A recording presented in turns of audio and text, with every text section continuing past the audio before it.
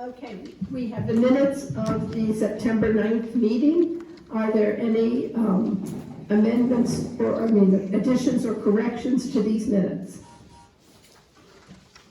If not, do I hear a motion to approve the minutes as submitted?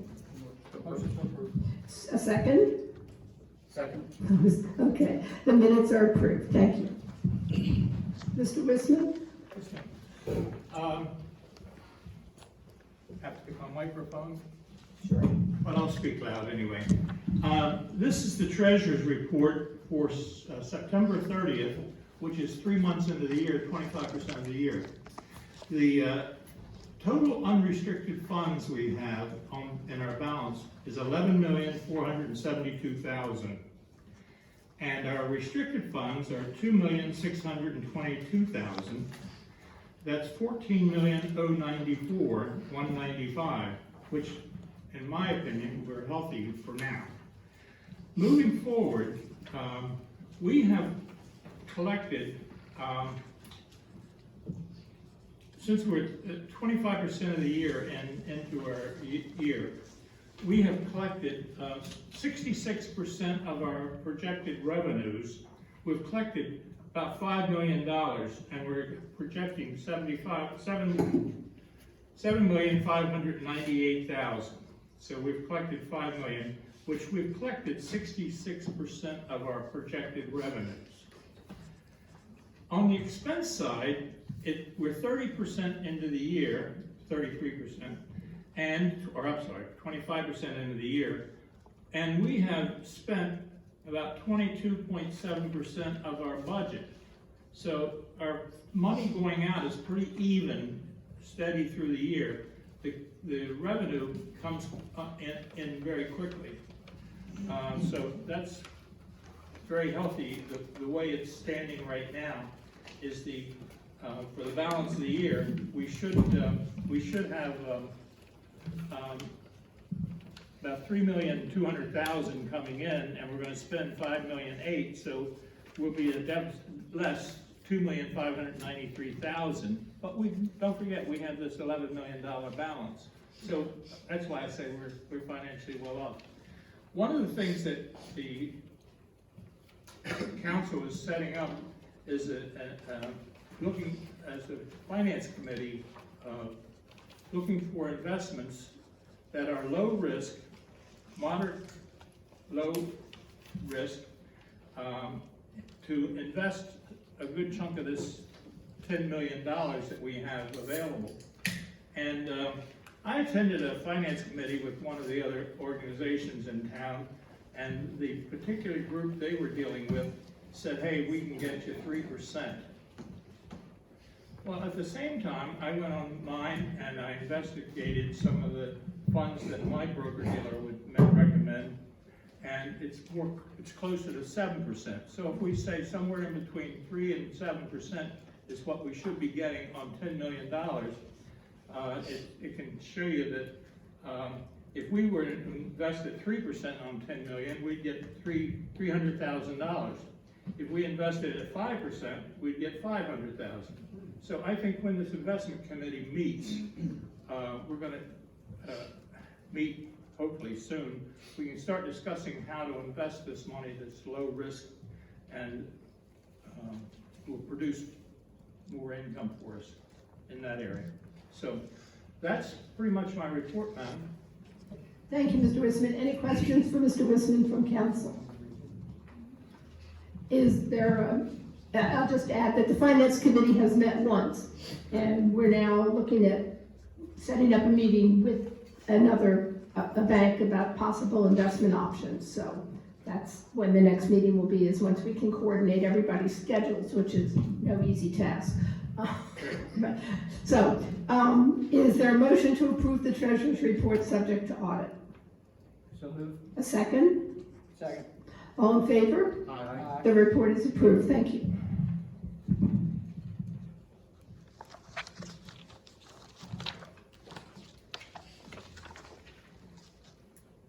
Ms. Gentile? Good evening, everyone. I wanted to thank all who have made their tax payments on time by September 30th. Just a reminder for this fiscal year only, A 1.5% penalty was assessed on any unpaid taxes as of October 1st. If you have an additional, if you don't pay the taxes by November 1st, an additional 1% penalty will be applied. And for December 1st, a 6% penalty will be applied. That was changed around at the budget meetings.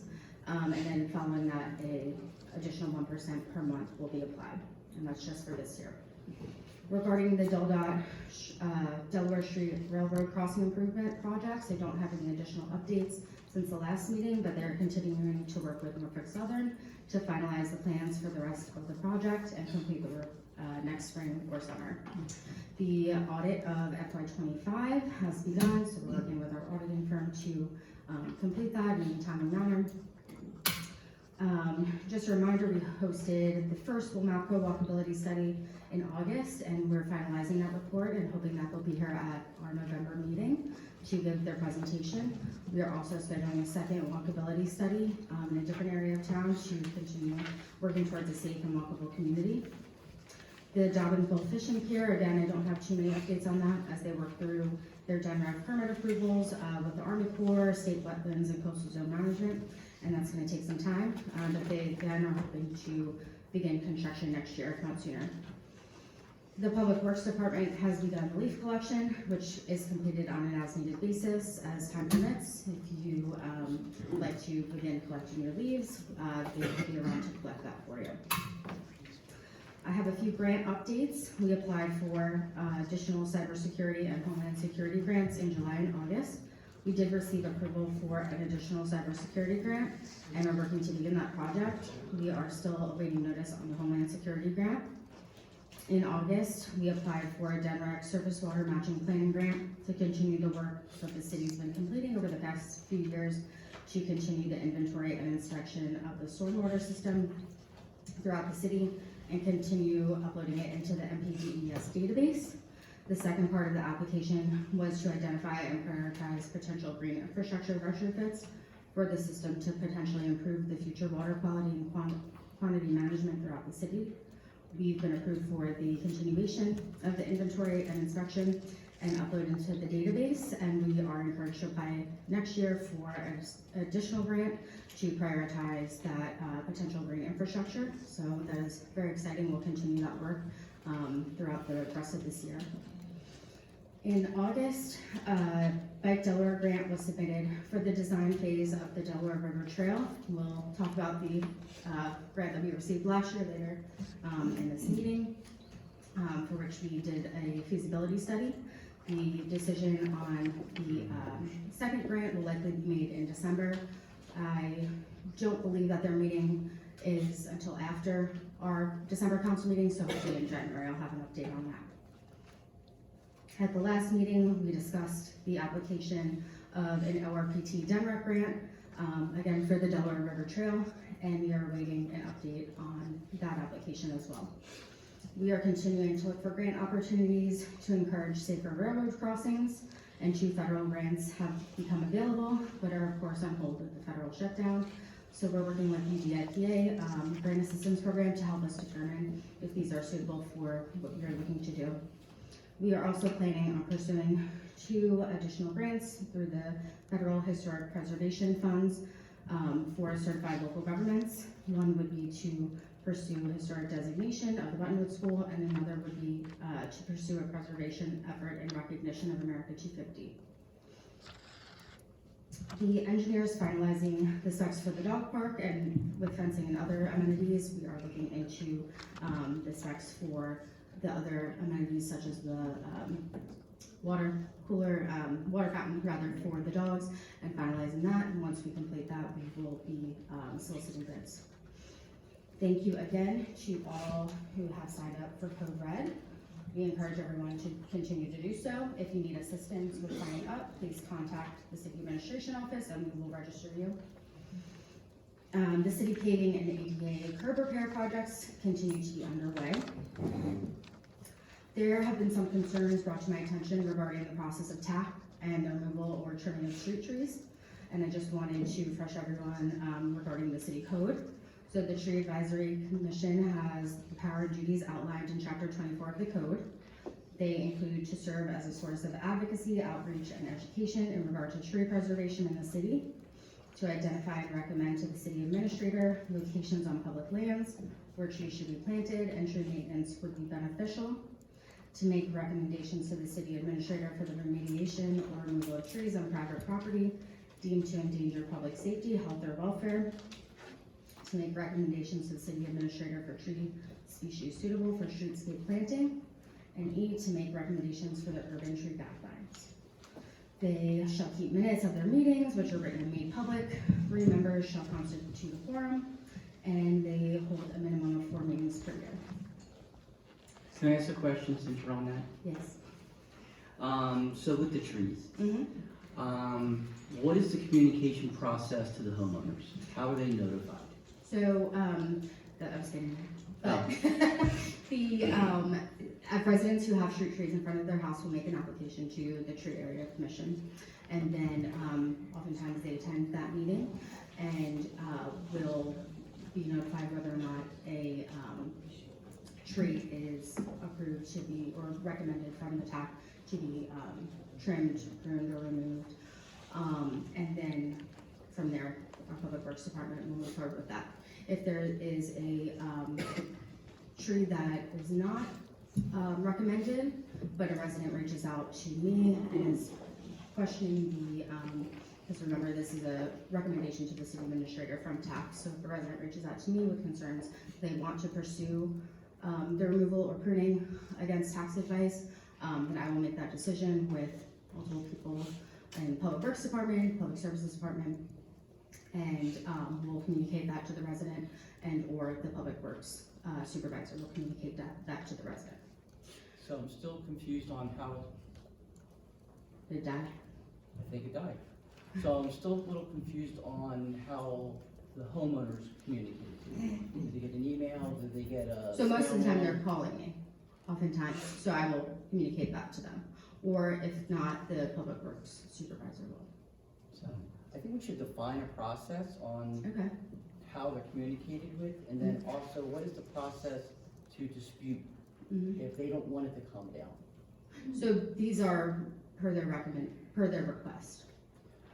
Understood, but it sounds like there's some trees out there that we should maybe just, dispute process so that if they don't want it to come down, like, what is their process, what do they follow?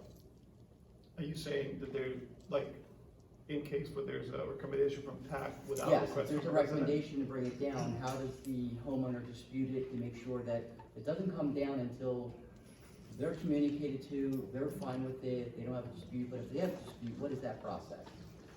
Yeah, like I said, there's typically not a process for that because it is driven by the homeowner, but we can develop a process for that, going forward. I But think, I think. If there's a reason that the tree needs to come down and it's a safety reason, if there's an issue with the sidewalk, if there's an issue with the blocking stop sign, then it has to be taken down.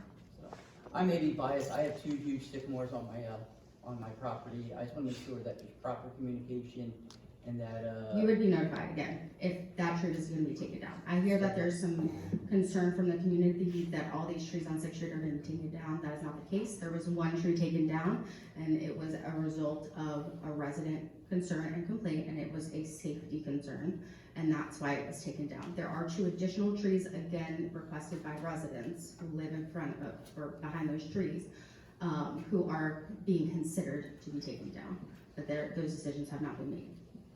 But I feel that we should have a better communication process going to the homeowners as well as maybe the homeowners surrounding, potentially even the area of local people. I wanna save these trees, so it's like, what is our options? I get And it. that's why I wanna, what is my dispute process? Okay. Maybe I'm just getting ready for someday, someone comes along, tells me I need to take down my sycamores, Well, and I'm not looking forward to that. yeah, So but if it's a just safety wanna- issue, just remember that. I understand that, the safety issue is I'm tied to the tree. So, I was looking to see is like, what is Chief our will process? be right there waiting for you. All right. The other tree-related item I wanted to bring up was the Teddy grant that we received last year.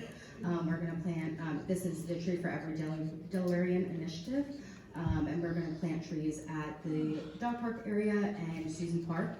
We are going to have a public community event sometime in the coming weeks. We're just finalizing details on the date and time to ask for public assistance in planting these trees at the new dog park area. So just check our website for those details. And then I've also received concerns and complaints about the wires that are hanging from different cable companies, Comcast or Verizon. Please report them to my office and I will reach out to those companies and hopefully have them taken care of. You said Suzie Park and Dog Park? Yes, we're just gonna do the event at the dog park area. So as for the hanging wires, I'm the one that complained about them on multiple areas. Mhm.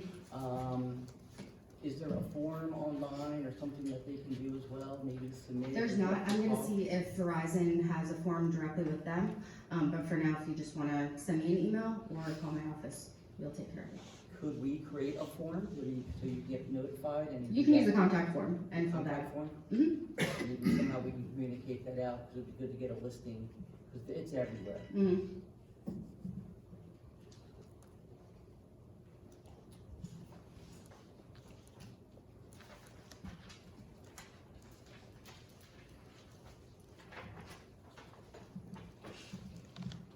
Was that all? That's it. Okay, thank you. Chief?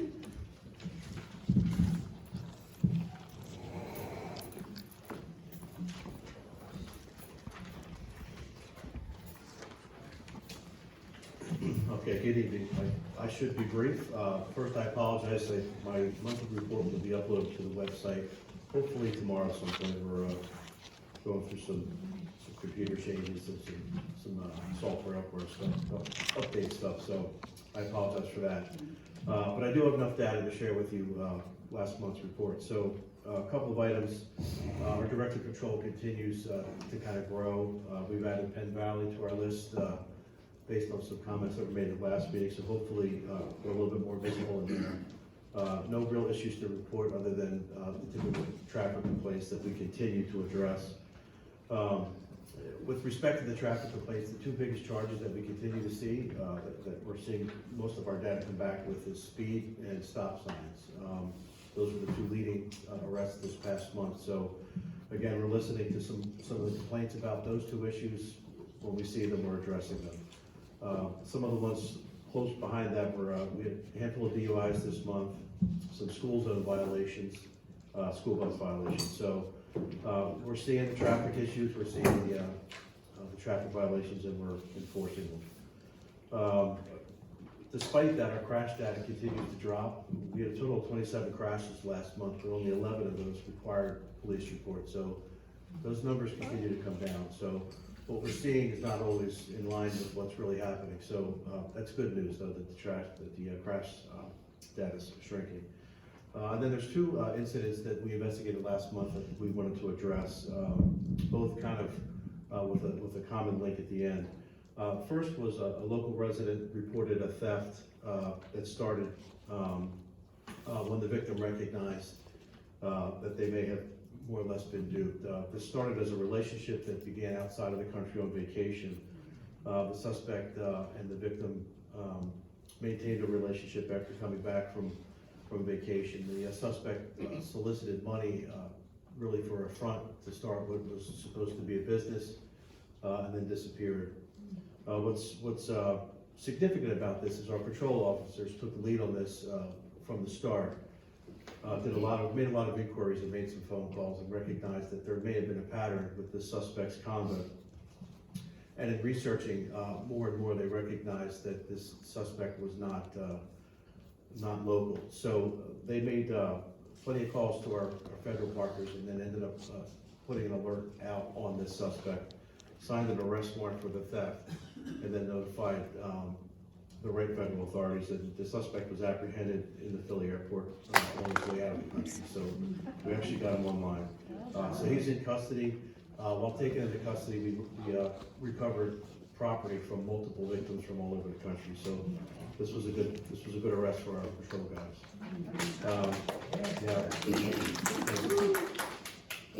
Another patrol initiative started with a complaint from a local resident in one of our apartment complexes who called just to report suspicious activity. Our officers went and viewed video surveillance from several different platforms, confirmed that suspicious activity. Didn't like what they saw, and I'm not gonna get too specific with what they saw, but it led them to collect evidence that the suspect in the video had touched. These patrol officers processed this evidence that they collected, lifted a latent print off of one of them, and then collected video surveillance that was able to be enhanced and then sent to a facial recognition expert. The face rec tech ended up providing a suspect, which then led us to compare that facial recognition hit to the latent comparable print. We got a match, we have a suspect, there's a warrant on file, so we hope to have him in custody soon.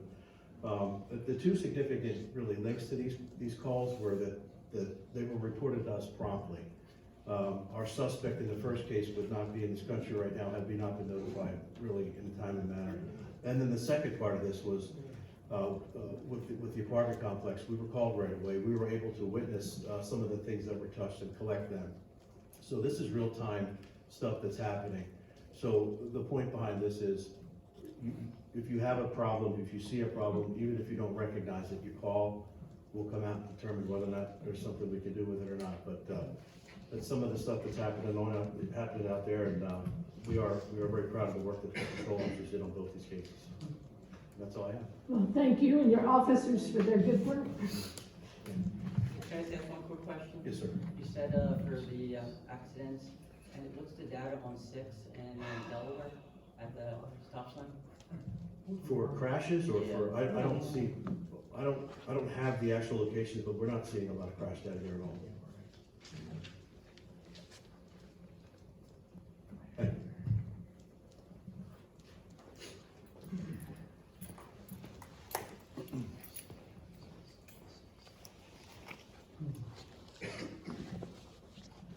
Mr. Bergstrom, did you have anything for us tonight?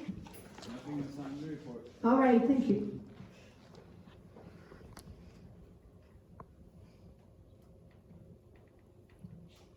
Okay, council communications, Mr. Madden, did you have a question? Mr. Bergstrom, and Antonino, feel free to jump in.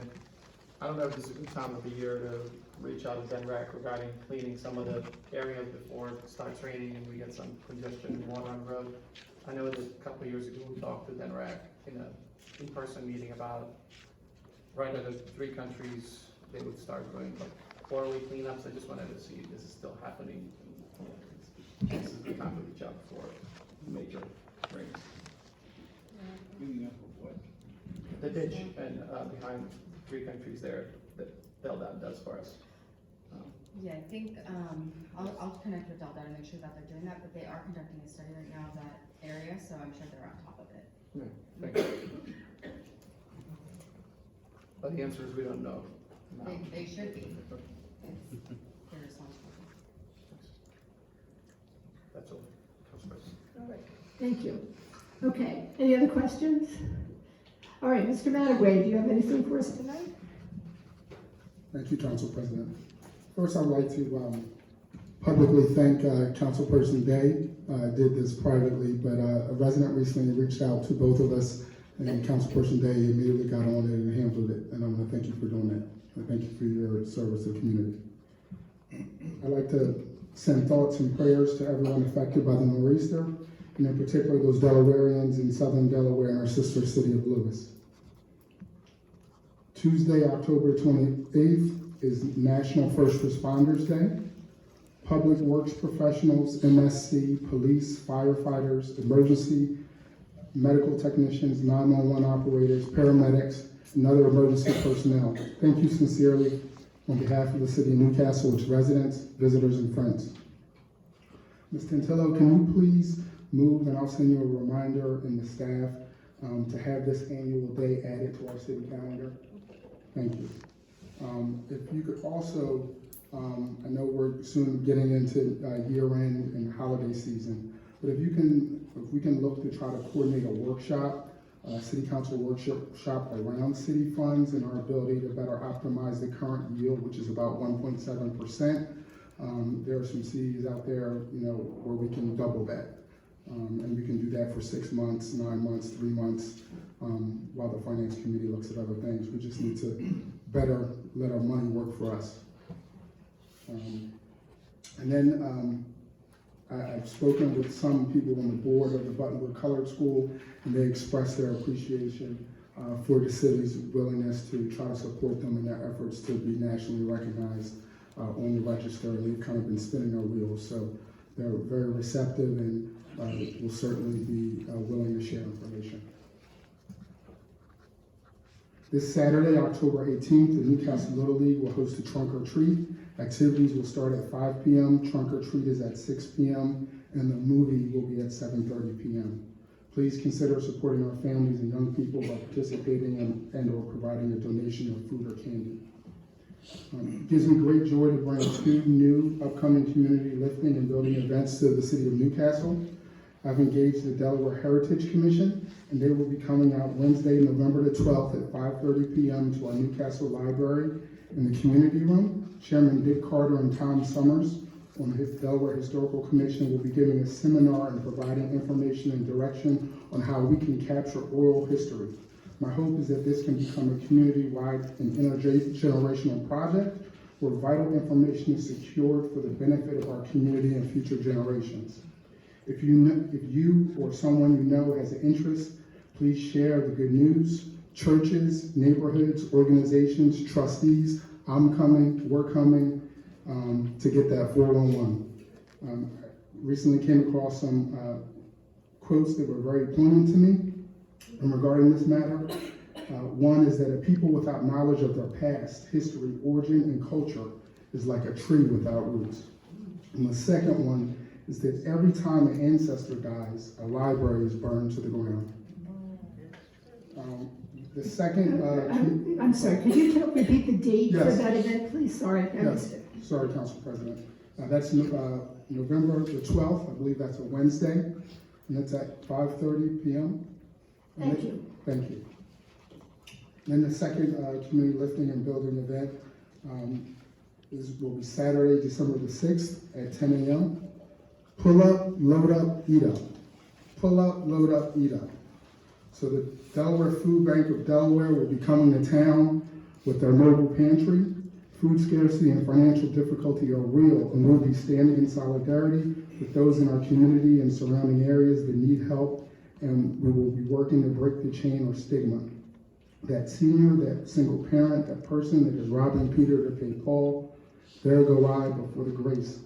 I kindly ask for about 7 to 10 volunteers. Again, that's Saturday, December the 6th at 10 a.m. The location is to be determined.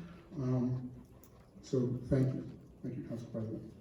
Thank you, Mr. Baca. 6. Yes.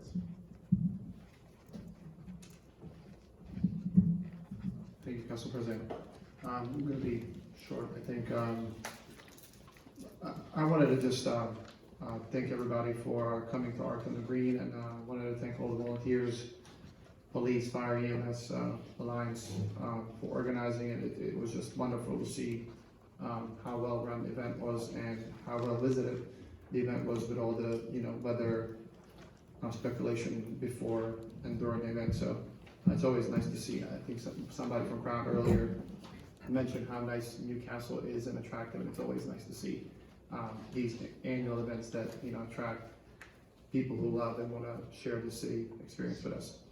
I think it's been said a couple of times, but just be careful with the switch of weather. It's here, cold weather is here, so just don't be fooled and be safe, and walk carefully out there and drive carefully. I think some of the things we're talking about tonight, the Code Red is kind of throwing itself for it, so please sign up, because there's a lot of these things that might, that could be shared through Code Red that we're talking about, so it kind of just reminded me that could be one of those things. Chief, wow, that's incredible. Just listening to that was, thank you to your team for just, it's amazing to see how following process and procedures and following up on people's reports can lead to, good work. And also want to say thank you to the fire department. I see them training every day, honestly. It's insane. There's always something to be done. And before, happy Halloween, I guess. I hope you guys all are safe, and this is going to become a special place, because this is one of those places where one other the reason why town is such a jewel is that during this time of the year, we have so many events happening, so, and Halloween is fun because it's very approachable. You can choose to do one street and still, see a lot of people, greet a lot of people. So I encourage you all to go see your neighbors. What I try to do with my kids is, go walk a couple streets, but also greet some, neighbors and visitors in our house as well. So it's kind of nice. We have cool traditions in your castle. So thank you all for being part of it and decorating your houses. Thank you. Mr. Zell? So just to add a little bit on the Art on the Green, it was an amazing day. I was actually out doing some traffic control. I'd like to thank the fire company because we were having some traffic situations and they helped pull out some cones to block an area so we could direct traffic. So Wyatt, a young man there, give him kudos. Thank you. Also the Lions Parade, Halloween Parade is October 30th. So it's Thursday, come on out, have kids, the adults can participate and dress up as well. So even if you don't, come on out and take a look and watch, it's a lot of fun. A Day in Old Newcastle's next year, I'm heading that up. If you're interested in volunteering and helping, please touch base with me and I'll get you involved. Thank you.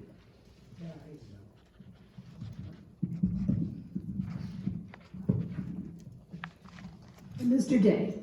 Yeah, just a few things. I wanted to congratulate the Lions Club on a beautiful and well-run Art on the Green. At least by my point of view, it looked like it may have been the biggest ever. They had an enormous amount of vendors, an enormous amount of people in the city. One other thing about the Saturday market. We got 2 more weeks of the Saturday market. I'd like to again thank John and Fee and crew for keeping that moving. I think it's been a great asset to the city. Bull Hill Boatyard is up and running and they've cleaned up the lot. It looks really nice down there for the first time in a really long time. It's moving along, so I'd like to thank them too. Thank you.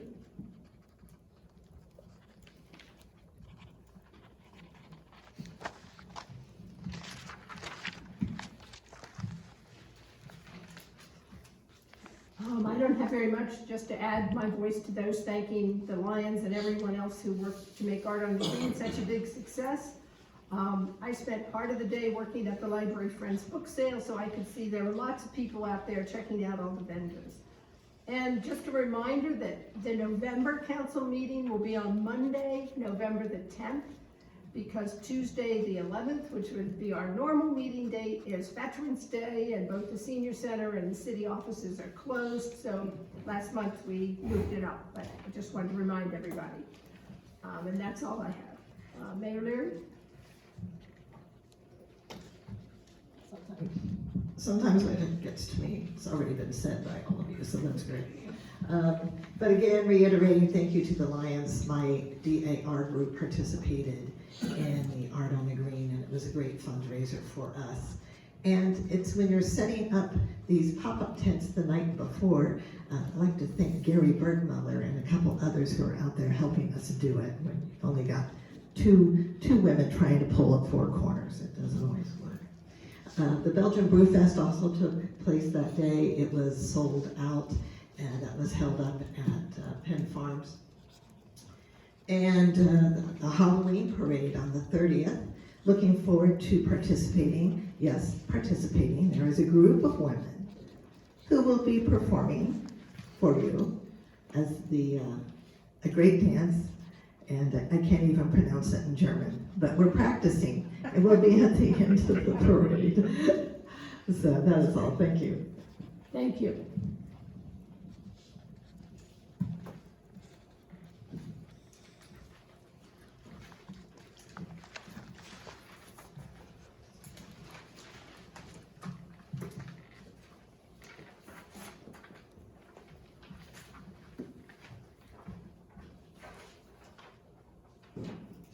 Goodwill Fire Company, is anyone here? Captain Moore, thank you.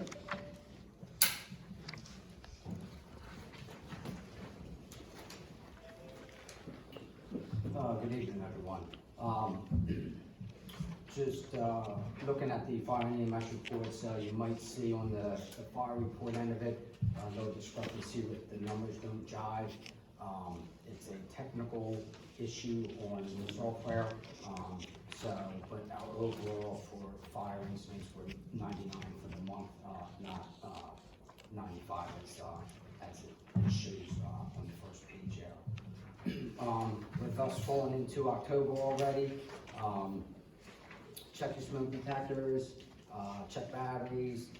If you need a smoke detector, if you need batteries, if you need help putting the smoke detector up, you can reach out to the fire company. You can either email us or you can call down to the station and someone will be in touch with you. Or if you know of a friend or family member that needs assistance with that, feel free to reach out and we will make that happen, make sure batteries get in and the smoke detector gets up. Also, the last Saturday of this month is our open house. It is the 25th from 11 to 3. So feel free to come on out. Without everybody, you know, it's not a much success. So we look forward to having everybody come out. We have you know, multiple agencies there that explain what they do in Newcastle County and the state and all. And lastly, since it was mentioned in reference to the weather, Newcastle County Task Force 1, we were deployed on Sunday to go down to Sussex County. The team staged at Lewis Fire Company, and we were released on Monday around noontime. So thankfully, everything was pretty kosher down there in reference to water rescues. They weren't bad, everybody was well behaved. So we got out of there pretty early. And that's all I have. Thank you. Thank you, Captain Ward.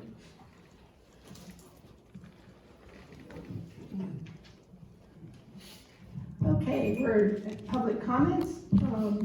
Two things tonight. First, Here's the agenda. We're going to run through the scope, purpose and need, coordination we've done, the existing conditions along the river, the concept that we created, high-level cost estimate, and then talk about next steps.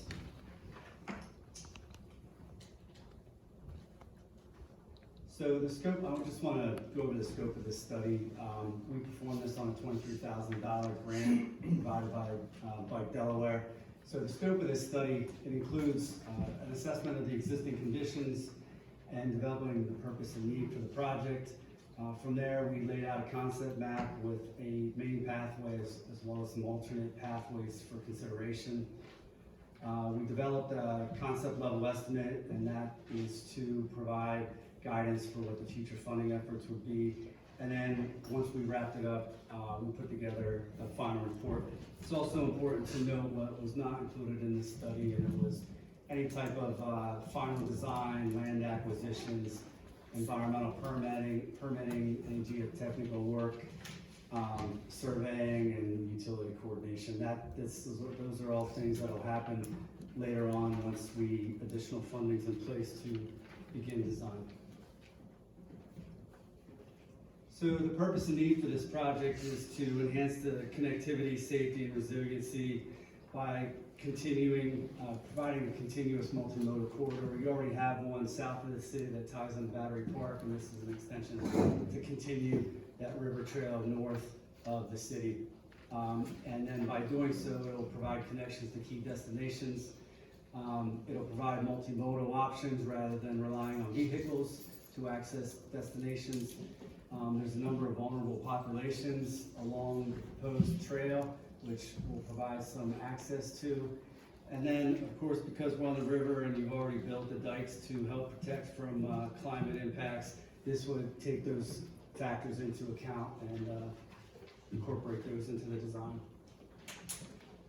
So in terms of coordination on the study, we worked really closely with Brian and Antonina on this study. They were along every step of the way through the study.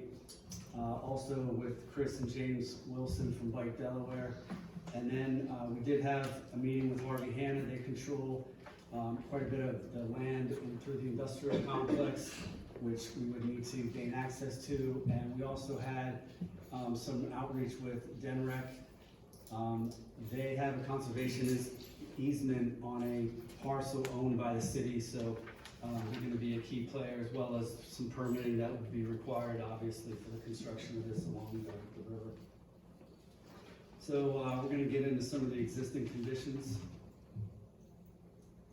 So on the, in terms of the community,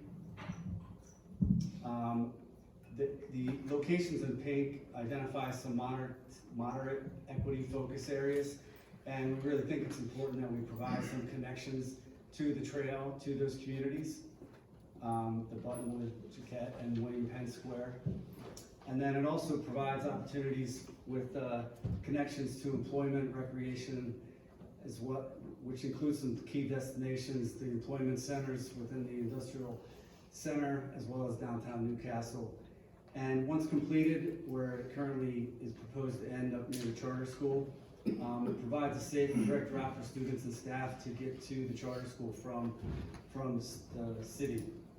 Just in terms of what you're seeing on this map, the dashed red areas indicate the main pathway, and then the orange dash identify some alternate pathways that are being considered.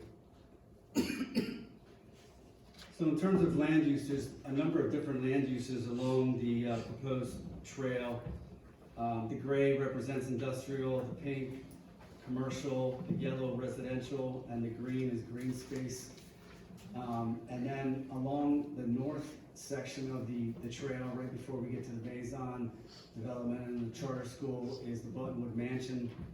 That's historical, and through our coordination, Brian mentioned, there is hopes and desires that at some point this is renovated and becomes available for the community to utilize. So I think it'd be really great to have that along the trail and be a destination point.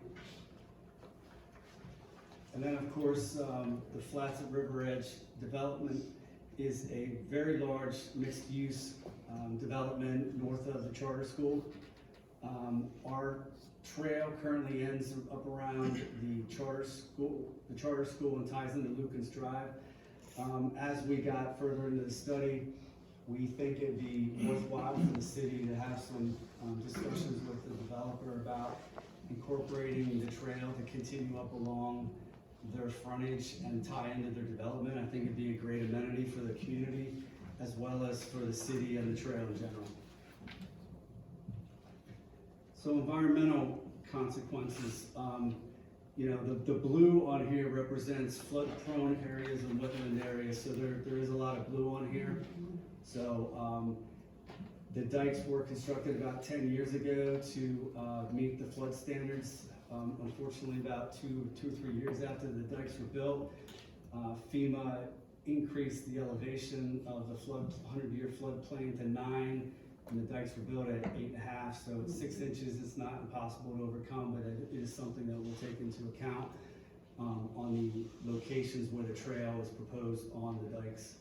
And of course, because of these environmentally sensitive areas, the design will require quite a bit of coordination with DENREC, FHWA, and the Army Corps.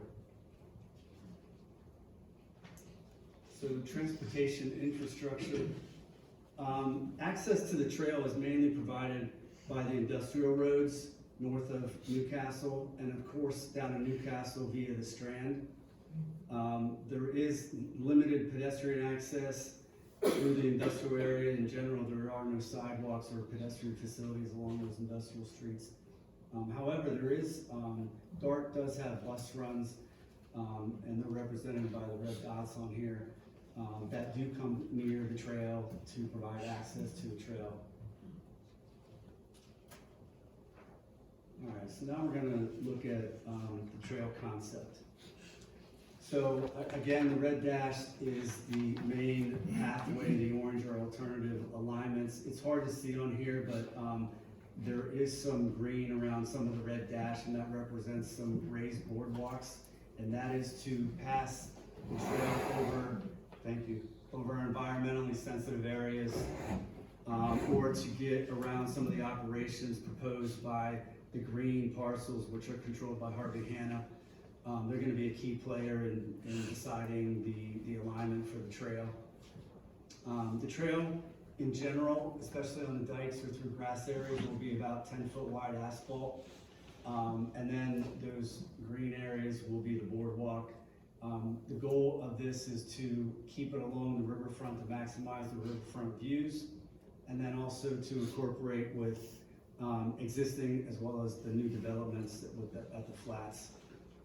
So it begins down at the Bull Hill Park and continues north across the dike, and then the green area, the green plot next to the Harvey Hanna is the city-owned parcel, and there's a DNREC conservation easement there, which we'll talk about a little bit. There are some restrictions on what you can do within that easement. And then we cross those Harvey Hanna controlled parcels, which are highlighted in the lime color. And there's pretty significant proposed boardwalks through that section. Once we get north of the Harvey Hanna parcels, we go back on the dike, and we get up closer, we pass by the Buttonwood Mansion, and then in front of the Maison property, which we would have to coordinate with them in order to obtain some easements or right away to pass through their parcel. Once we get between Maison and the school, there's another small stretch of boardwalk required there, and then we pass through the charter school property to get up to Lucas Drive.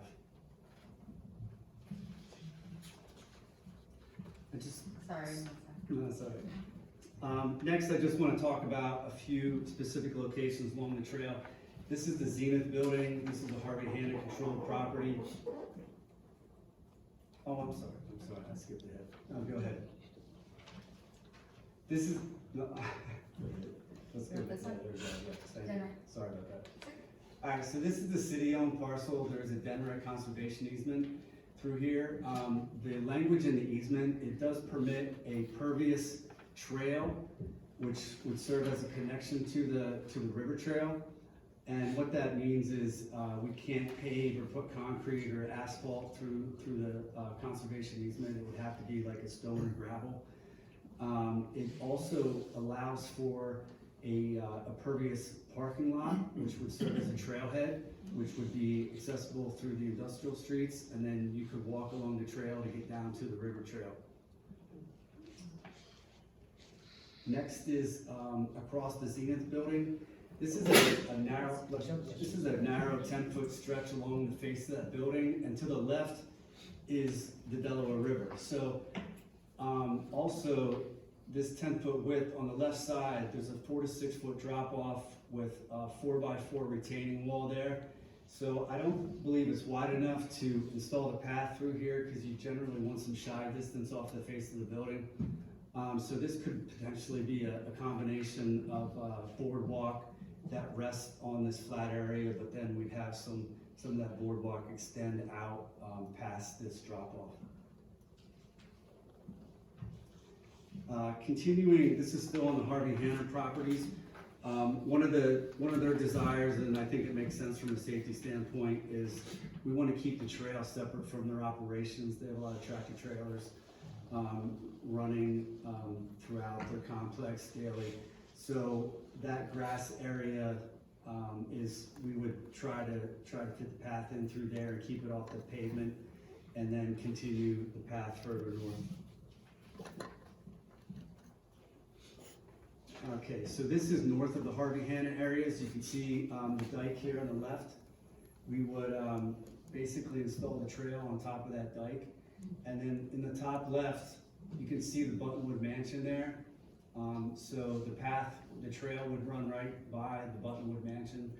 And then once you get past the Buttonwood Mansion, the building in the photo on the right is the Maison business. So we would basically extend the path through this grass area, and that would require a right-of-way or easement from Maison in order to accomplish that, but that would be the plan in this area. So in terms of the property access, I noted a few areas where we're going to have to coordinate with private entities. We had met with Harvey Hanna, and we'll continue to meet with them and some of the other businesses such as the Maison, in order to solidify the alignment of the trail along the river. And then we also, we had met with DENREC and conceptually talked about what we could do through the conservation easement, and we'll continue those conversations as we move further into design.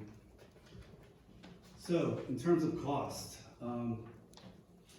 total cost for this, we estimated to be about 6.3 million, but the biggest chunk of that is for the construction of 4.9 million, and I want to provide a little context for why that number is so high.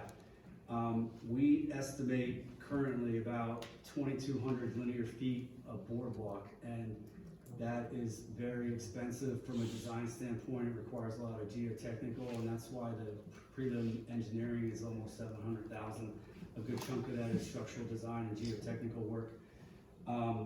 We estimate the boardwalk to be about $1,500 per linear foot. So you can see that that represents about 70% of the overall construction cost, or excuse me, of the overall cost is for the boardwalk. So when we get back into the design, literally every foot that we can save and not use boardwalk, we can really drive down that total cost. So that's something that we'll want to do. However, we will still at the same time try to find that balance to maximize the scenic views along the river. And next steps, so Antonina mentioned earlier, we submitted the grant to the Bike Council for the Infrastructure Innovation Grant. Hopefully we're successful later this year in obtaining that. And then we can get back into starting some of the preliminary design where we can finalize the alignment. It's going to be a lot of coordination with those business entities to get a feel for what they will allow and are accepting for us to do through their properties. We also want to make some connections to those equity developments that we talked about earlier. There are some streets that we can tie in to the trail, so that's something else that we want to investigate. There's environmental studies, geotechnical work. We'll have a more robust public engagement to get the public up to speed and also obtain their feedback. And it'll require some survey and utility coordination, and then once we are further in design, we'll have a more detailed construction cost estimate once the final alignment is determined. Thank you. Are there any questions from council? I have a few. Thank you, this is great. One of the questions I have is any concerns with wetlands? I know you're putting stuff in, just any wetland area that we need to worry about that we're disrupting or anything? Yes. At the one slide where it showed all the blue on that represented wetlands and flood-prone areas, that's where the boardwalks come in. We'll try to minimize impacts to those wetlands, and then in terms also reduce whatever mitigation may be required. Even if we do construct a boardwalk over the wetlands, there may be some minor impacts that DENREC would consider because they're being covered and shaded. But that's something that we'll have further coordination and discussions with them about. But the goal, I've had projects for the state where we've had to get into mitigation, and it's expensive. It really drags out the process because you need to find an adequate mitigation site in order to create wetlands on if you impact permanently the wetlands here on site. So it's definitely something we want to minimize. So as for costs, are you asking us for money in the future, or is this looking to be all supported by grants? This is what I was discussing earlier with the grants that I've already begun applying for to get us to the design phase. And then hopefully in the future we can apply for additional grants for actual construction. We, as Greg mentioned, don't know the full cost. We know the maximum that it could be that $6 million, but that's based on how much boardwalk we have to put in or whether or not we have to put that in. So that will be a huge determining factor in the cost of this. Down the road, we may need matching funds for the grants, and that's a conversation to be had at a later date. So it's possible that we need to come to council for some funds, but we won't know at this point. And not to add more money needed, what about emergency call boxes during this path that you're putting in? Is that something that you're considering? It was something that we talked during the studies about pedestrian style lighting to improve safety during evening hours, as well as some emergency response type call boxes. Councilperson Sal, what I can add to your question in regards to funding, I can tell you affirmatively that former county executive Governor Matt Meyer has been on site. He is aware of the project. He is an avid biker. I can tell you our entire Delaware delegation is aware of the project. This intertwines this Vision in Connecting Communities initiative is in alignment with the Newcastle County's overall objective of 2050 and their visioning plan, as well as an overlay of what the governor and his cabinet is trying to do. Just one question. So, you said Denrac has a conservation easement on one of our parcels, obviously next to Glebe Lane. Do you know why they placed a conservation easement on that parcel? I'm not aware of the history related to the conservation easement. And what's the possibility that we get the conservation easement lifted to actually put a pervious trail through? I don't know that that's possible at this time. We haven't continued asking. We just wanted to know what we were able to do, but I'm not sure that we'd be able to get the easement lifted.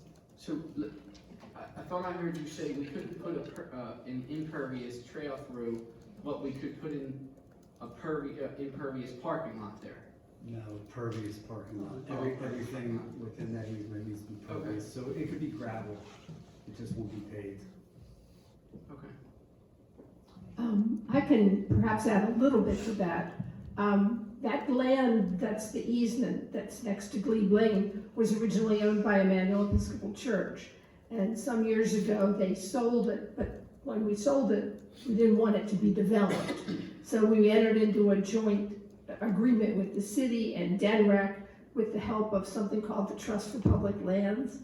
And the easement was part of that because we wanted to preserve that land from development when we sold it. As to the specifics of the easement conditions, I'm not familiar with that, but that's why there's an easement on that land. Thank you. I have a question about the boardwalk. Would this be similar to the one on the Gordon's Pond Trail in Lewis? I'm not familiar with it. Oh, okay. I mean, it goes across wetlands, so obviously they've dealt with all that. Yes. The only problem, I may have ridden it many times, it's a beautiful, beautiful bike trail. The problem for biking is it's kind of narrow, so if you have bikes passing in opposite directions, it's pretty tight. And I don't know how wide you were proposing to make that. I know that adds to the cost, Yeah, but. we had proposed that to be about 10 feet wide.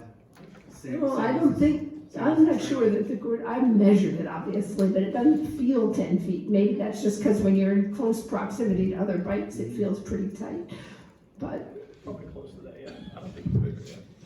but again, I mean, that's a place where it has been done on sensitive environmental ground where they've put in the boardwalk. And the packed gravel trail there, I mean, people ride it on road bikes, so it's not like it's loose gravel. That makes a huge difference to what kind of bike you can ride on it.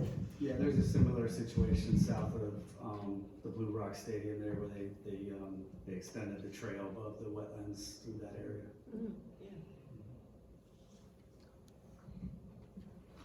Thanks for asking that question, Council President. I was about to ask the same thing because we use that trail often with our kids.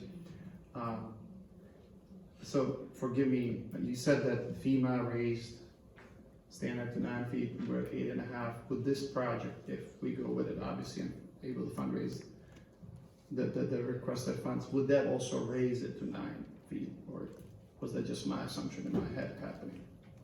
I think if any place where we're building it on the dike, I think it would make sense in order to bring it up to the current standards so it meets the 100-year floodplain elevation.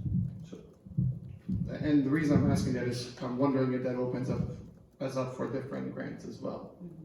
Yes, okay. I had the same thought about Well, thank you for presenting this. It's really well put. Thank you, Councilperson Madeline and Tonina, for meeting with communities and businesses. The presentation coming after this is gonna kind of show the blueprint for some of this work, I think, for the playground, because I do think, this is an amazing thing to connect communities. This was probably plugged in our minds when the developer was here 2-3 years ago talking about these flats, where they talked about this trail. I don't know if you guys remember, but ever since then, I think probably a lot of us were thinking about this trail and possibility, but we probably all thought this is gonna be crazy price, so it's not gonna happen. But I'm glad that we're looking into this, and hopefully we can do similar thing like playground and just have some minor city, commitment when it comes to resources, but really big efforts on the fundraising, for grants, both state and federally. So thank you guys for this, and happy to see this through. No more questions. Any other questions? Anything else then? No. Well, thank you so much for coming tonight. Thank you. So our next presentation is regarding the Battery Pond playground, and we have Suzanne Swift here with Encore. So whenever you're ready. Thank you, Antonina, and thank you to the council. This is a day that I've been looking forward to for about 4 years. This is the culmination of a lot of work by some folks in the audience and some who couldn't make it tonight, of researching playgrounds, visiting playgrounds, playing in playgrounds, and then building the playground for the Battery Park. As everyone here knows, phase 1 was done in November 2024, but phase 2 is what we look to build this winter. And phase 2 has a number of components in it. What you're looking at here is the final design. It is a Kilmar Nickel-like ship with lots of slides, because we have heard from folks that they were missing our slides. It also has monkey bars. It has all kinds of interactive gears, and as we'll get into the presentation, you'll see all of the different parts and pieces that Encore and the Playground Committee have come up with that we think will challenge our children and make it just an amazing place to play.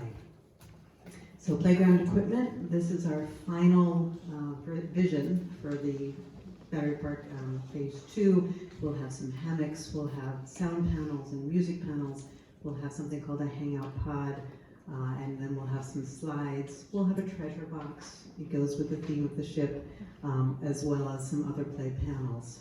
Next slide, please. We'll have an abacus. Oh, go back. We'll have a play panel with flags. We'll have a double slide for when you want to slide down with your friend or your parent. We'll have a clock play panel or curly climber, the overhead ladder, also known as the monkey bars. And we'll have some, let me see if I can see that from here. Optic panel. The optic panel actually is coming out. That's the only thing that's no longer there. But we have some steps that we're using to get up into the playground, which will be kind of fun. And then we have a ring game. We have, let's see, a tunnel, a cannon, the steering wheel, and a membrane hangout. Also larger slides, thank you, net climbing, climbing grips, and the bridge that connects each of the different sides of the ship together. It's a thick piece of rope, and you have to be pretty nifty to get from one side to the other, so it's a bit of a challenging thing to do. If anybody's been down to Lewis, you'll see this on their ship down there. It's this nice thick cable rope that you have to navigate from one side of the ship to the other. Next slide. We have done a lot of customization. We are so fortunate to live and have this playground right by the river, and so we took inspiration from around us. We took a look at the different birds, and we had some of our birders suggest a list of those birds that we should include on the translucent panels within the playground's, the ramp sides. And so you'll see familiar birds here. You'll also see familiar looking Kilmar Nickel-like ships. Next slide. You'll see the red-winged blackbirds and the eagles and the egrets, all things that the kids can see on the sides of their new playground, but also as they look out into nature to find them there as well. The vendor that we selected is Compton. This is the same vendor that we used for phase one. We did look at other options for phase two, but I have to say we were very pleased with phase one. It's held up very well. The servicing has been great, and they're also on the Omnia contract, which makes it easy for us to work with them. Compton has done many playgrounds within Delaware. I've been able to visit all of them, and I have been impressed with the work that they've done. It's quite durable. So underneath the playground, underneath the ship and all of the fun stuff is the surfacing. And so the surfacing is something that we were able to get funding for. It's pretty pricey, but it is necessary in order to make an ADA compliant, wheelchair accessible playground. And that was our goal. And so what you're looking at here is a combination of surfaces. We will be keeping the mulch for the zip line, but we will be turning the center of the playground into, or covering it with a surface called corkine. We had choices. A lot of playgrounds use either turf or they use rubber. Corkine is a surface that is sustainable. It's natural. We don't have to worry when our kids are down there on the surface and then licking their hands or doing whatever that they're going to have toxicity. They won't. This is cork. And so the only place that you will not see corkine being used, aside from the zip line where the mulch is right underneath the ship. And that's for a very specific reason. The ship is 8 feet 9 inches, and that fall height requires that we use rubber. So we are limiting the rubber just to where we absolutely need it, and we're making it blue under the ship. It looks like water. It fits into the theme. The rest of the surface will be corkine, with the exception of some of the wear points. And that's something that we have evolved in our research. Originally, we were going to make them rubber because that's how it's done in other playgrounds. But most recently, we've learned that just putting beveled mats down in those locations is far more durable. And so that's what we're going to be doing instead. So what you're looking at here is very similar to what the final product will be. We're really focusing in on sustainability, removing the possibility of toxicity, and making it as durable as we possibly can, because we know that this is an expensive element of the playground, and we frankly don't want to be paying for a new surface every couple of years. We can't afford it, and we're looking to eliminate that possibility. And Corkine is the company that we're working with there. Now, beneath the surface, we have the subsurface, and because we originally started out with mulch, we're working with Advanced Paving Services to take that mulch out. It will be left at one of the city's lots for use by other places, and then perhaps other playgrounds. And what will go in instead is a whole lot of stone, so that all of the water can filter right through. And then on top of that stone will go that corkine. So APS will be helping us with putting together the subsurfacing, and once they're done, then the surfacing corkine will put the surface on top. All of this, in terms of our timeline, will start with the ship, because that has to go in first with the concrete. So it is, we have a timeline, and things have to be done in the proper order. We do have some shade that we proposed. It's pending. It hasn't been approved yet, but I did want to include it in this presentation. Shade is so critical these days. I don't know when it's not been critical, but it gets hotter and hotter each year that goes by, and we want to make sure the parents and the kids who come to the playground are properly shaded. We had, as you probably, or as you'll notice as you see more images coming up, we have shade built into the ship for the kids, but when it comes to the parents, if they're not under a tree at the moment, they're hot.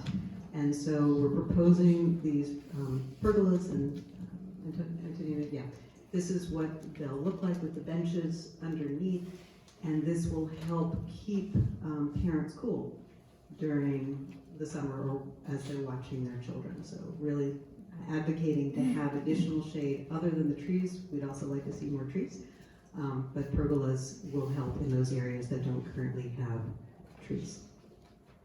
And Americana Outdoors is the company that we have selected to do this.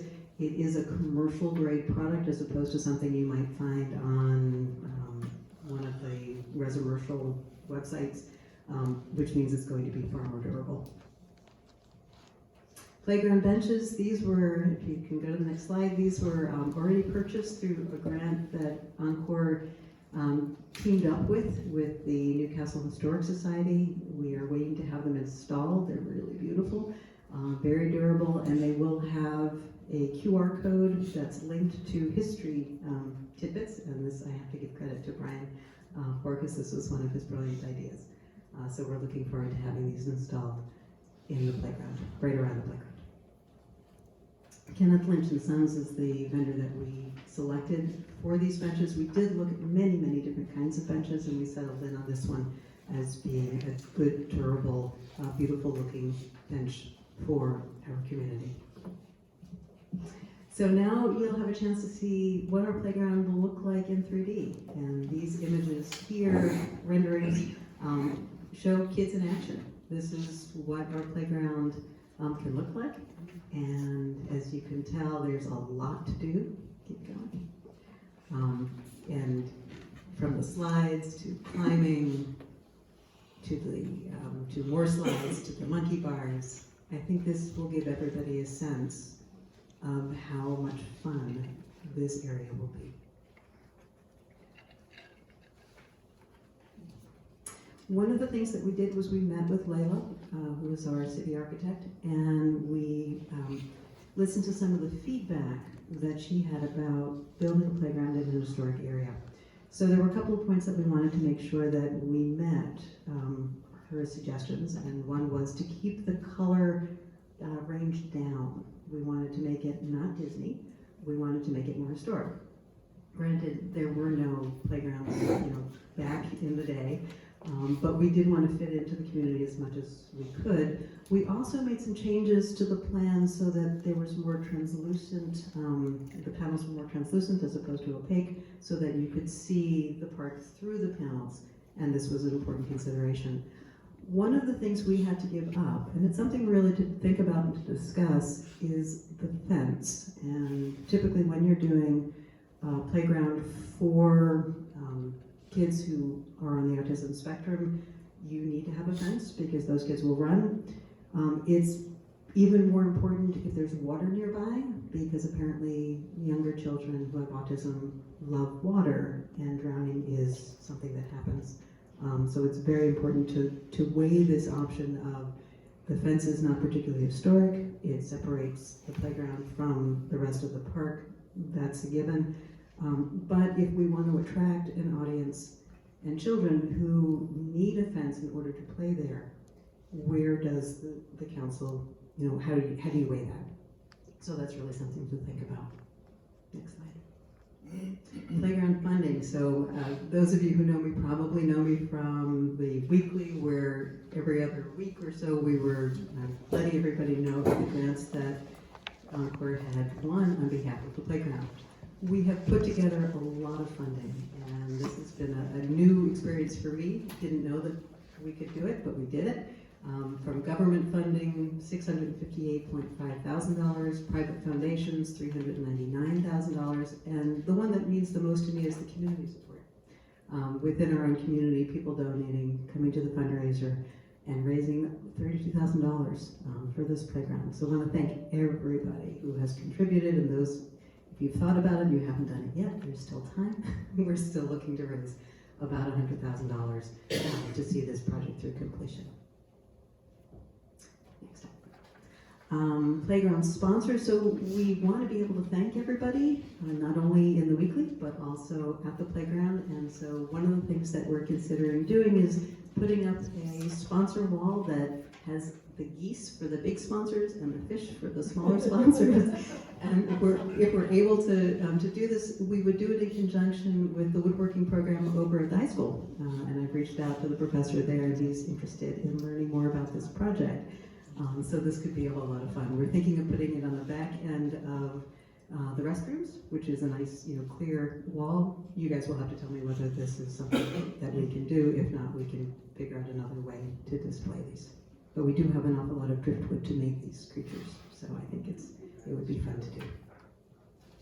So just so that you can see the numbers side by side, we've raised a total of $1,094,704.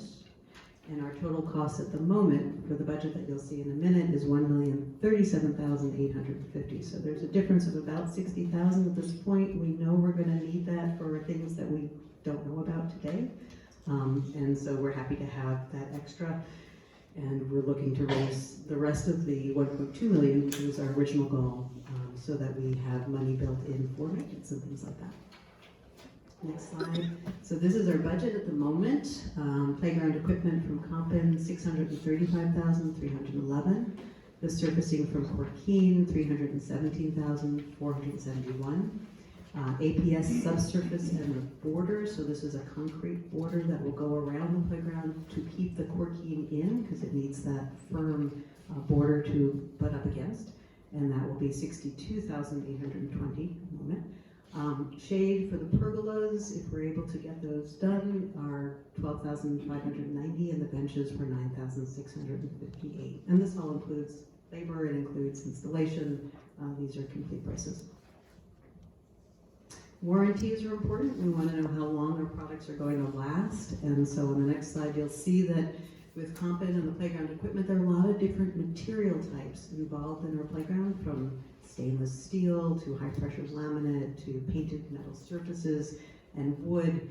And all of these have differing warranties because they have different lengths of how long that they will be around for. So they range between lifetime and 2 years. And so we need to expect at a certain point to maintain them based on this schedule. Surfacing, the surface is warranted for 5 years. It doesn't cover normal wear and tear or vandalism, so that's something to be aware of. And the pergolas have a lifetime for the steel, 25 years for the aluminum. The benches are warranted for a year. And playground maintenance, we've had, within the past 2 years, everything that was replaced, and it's basically been around the zip line and one of the swings, have been under warranty. So we haven't paid out of pocket for anything since the first phase was installed. And that's good to know, because if we were having things break down left and right, our whole budget and our whole maintenance schedule would look different. What I've done is I've put in, for after warranty, $5,000 a year, just as a line item. We'll know whether that's too much or too small over time, but Encore does plan to continue fundraising. We've identified funding sources that are possible for us to do repeat fundraising year after year for maintenance. So I think those are realistic numbers, at least at the moment. One thing that Compton has let us know that they will do is, because their zip lines, their zip line seats seem to wear at an accelerated pace. And the real reason for that is because instead of sitting on the zip line, people are standing on the zip line. It's more fun that way. But they're going to give us 3 free zip line seats to get us over the next couple of years, so that we don't have to buy them.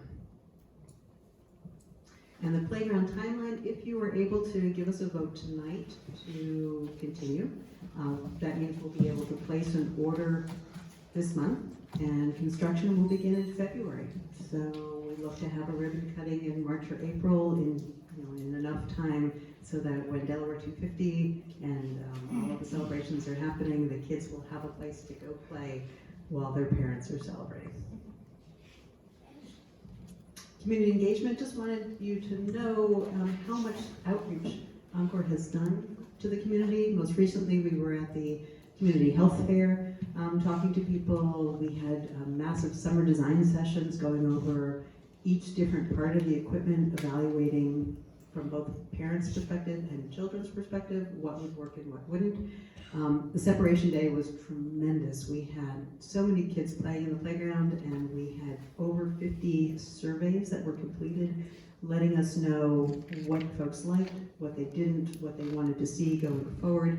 I have to say that having a ice pop as an incentive to filling out that survey was kind of key, but it worked, and we got those surveys, so there we go.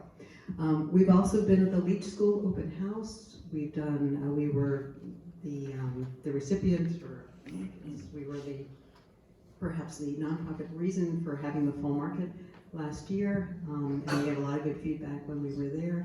And also the weekly playground corners and our playground committee, which disbanded in preparation for Encore taking over, have generated a lot of feedback as well. So we really appreciate the community, we appreciate the council and everything that you've done to help move this project along.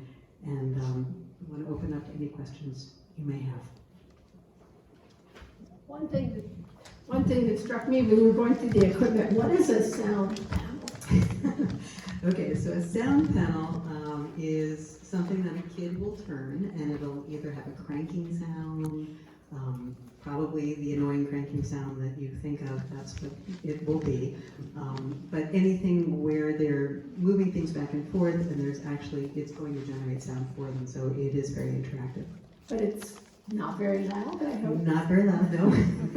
If you're sitting at a bench across the way, you will not hear So the people in the houses around it are not gonna hear it, They're even not with their windows open. even with their windows open. Okay. That will not be annoying to them. And just to clarify, the approval you're seeking from us tonight is simply for what's in the perimeter of the playground to order the equipment, right?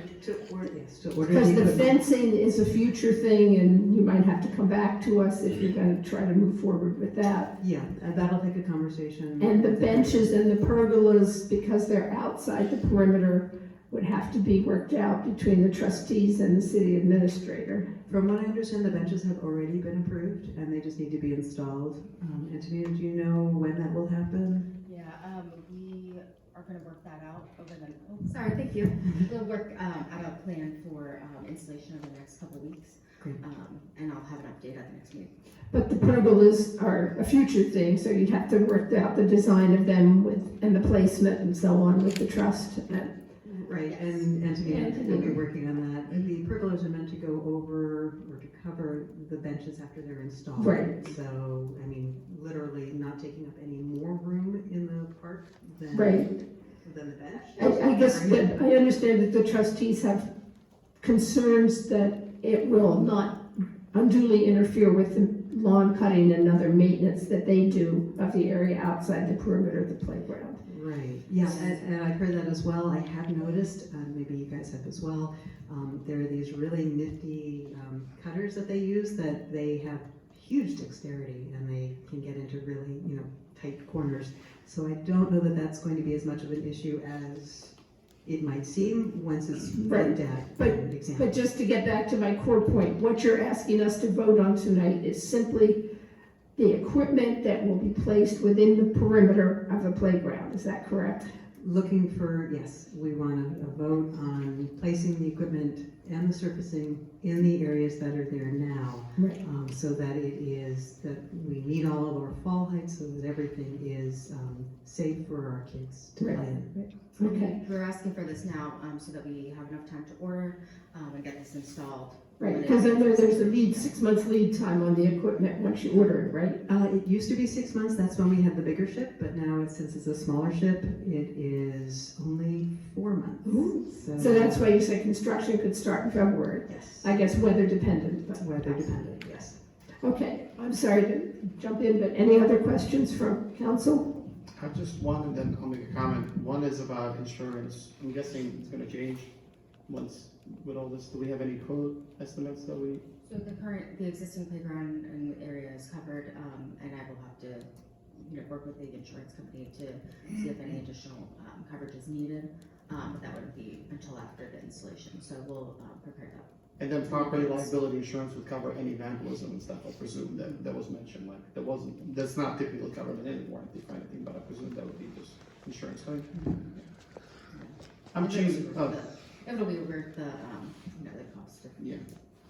I'm cheesing over here the whole time we're talking about this because I know how much work you guys put into this project, so, I wanna, before I commend you and your team, I wanna tell public that this is, what we're seeing here is not like, oh yeah, they just saw a magazine and said, oh, this looks good, like an Encore subcommittee for playground, for a couple of years have gone through extensive stakeholder engagement, and try to kind of feel what materials are best, and you could hear that tonight in the presentation, what what equipment is best, literally focus groups with kids and seeing like what kids like to play with, because that's who we're tailoring this to, even though adults are playing with the current playground as well, so that's also nice to see.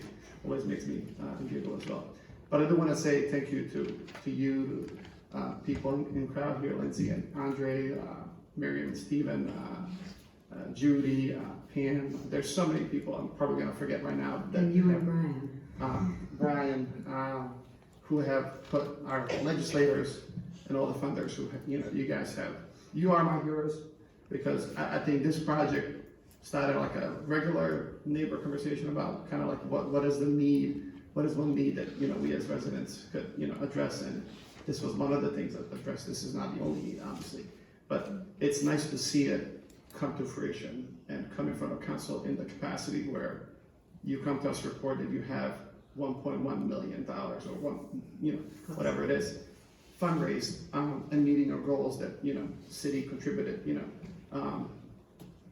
if somebody comes to us, and says, if you can give me $75,000, we'll come up with $1 million, I think that's a great return on investment for the city. So, just wanna say kudos, guys, for putting a lot of hours to submit all these applications. Some of them are 3,000, but they still count towards this total. Some of them are 300, but they all count the same. So thank you guys for all these efforts. I know the kids are gonna love it. I can't wait to show this to my kids at home, because Nora's been asking about playground updates. It's never too, we're way too late by Nora's standards, but she's excited to see it nonetheless. Thank you. The concern about the fence, I think, well, that's just my opinion, and I think it will be shared by many, is that something that should be approved sooner rather than later? Because there's also design and ordering of whatever it is. It may not be historically accurate. Of course, Battery Park in general isn't historically accurate. It's built on a landfill. But if we want a completely safe playground, or as completely safe as we can make it, because nothing's ever 100%, then I think for our children's sake, there should be a fence there, and that's something to be considered, if not tonight, then very soon. Thank you for saying that. Sorry, Council President, I just want to comment on that. I forgot to mention that because I don't know what the procedure is, so I'll be happy to make an amendment or, vote for it tonight as well, but I just don't know, that's probably a question for Antonina and what the process is. But I know this was raised, I believe, from Leach school visit, where their specialist evaluated the, initial proposal at the time, the draft of it.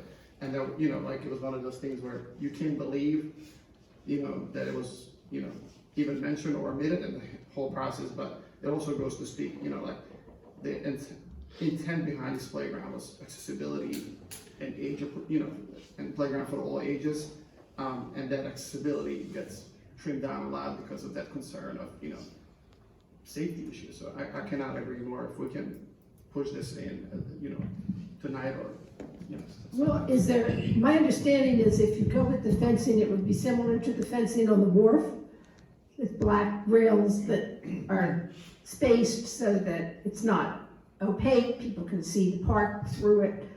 Do you have any rough idea what the lead time is on something like that? I don't think we have to worry about the lead time, it's more the cost. Right, so whether you have enough money to do. Yeah. So if you were to go and explore and get an estimate, we could perhaps come back in a month or so and potentially look at it then. I do have an estimate already for it. Okay, does this have to be incorporated before the equipment's ordered? So it should be incorporated with the concrete border, because it should go, I believe, and let me double check with our construction team, but I believe that it would go into the actual concrete border above it. If it's not done at that point, it would probably have to go outside of it, and it would be more expensive to do Sure. after the fact than to do it. Retrofitting is usually more expensive than It is, doing it to yes. begin with. No question. But if we approve the playground equipment tonight, and it's another month or so before the fencing is approved, would that slow things down?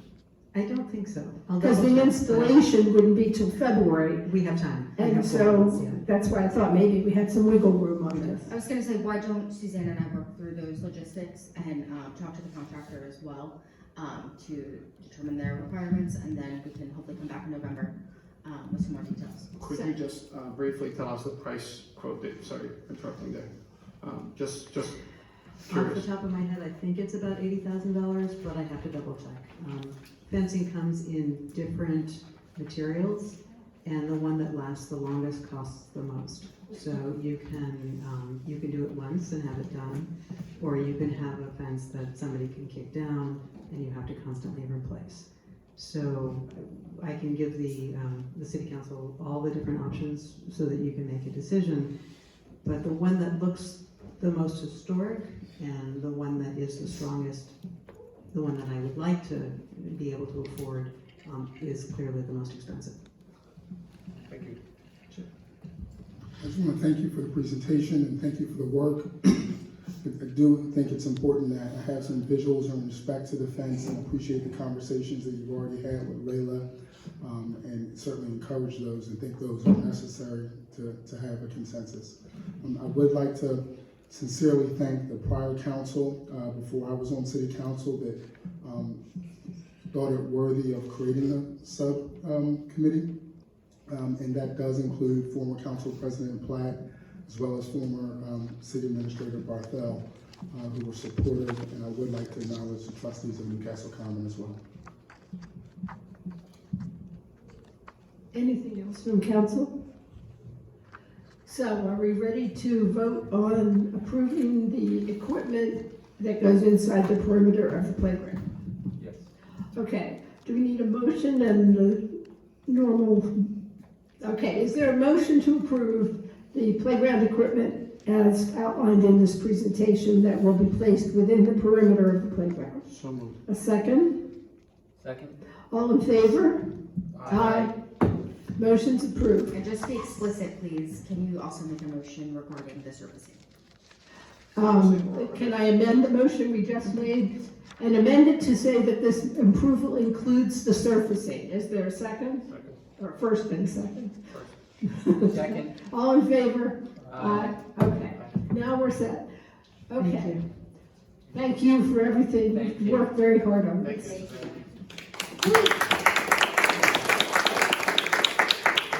Okay, we've been at it for 2.5 hours, and we have a ways to go. I would like a break, and I'm guessing others might as well. So can we take a recess until 10 after? Thank you all.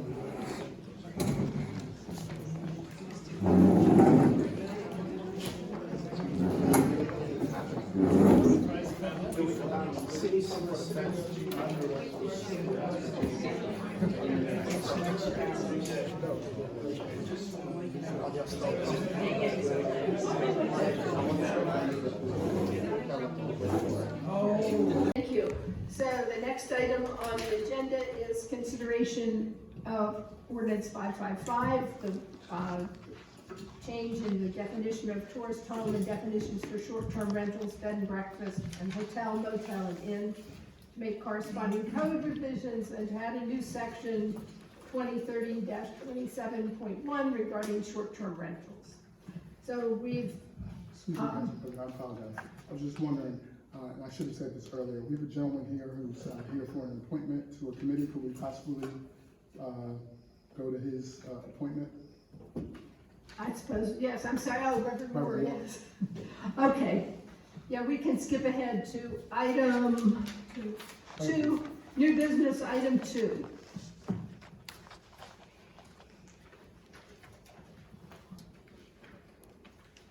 Might want to consider one as well.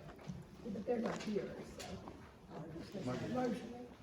I'm sorry. It's been a long night. I became invisible. Margaret, we see you. Well, you're part of the government now. I just more the landscape. Then let's do 1 and 2. All right, so the first one. Resolution 2025-45, a resolution approving the mayor's reappointment to the Planning Commission of Kristen Zumar and Margot Rain. Whereas the Newcastle Code provides that the mayor of the city of Newcastle appoints 9 members to the Planning Commission, subject to confirmation by City Council, each for 3-year terms.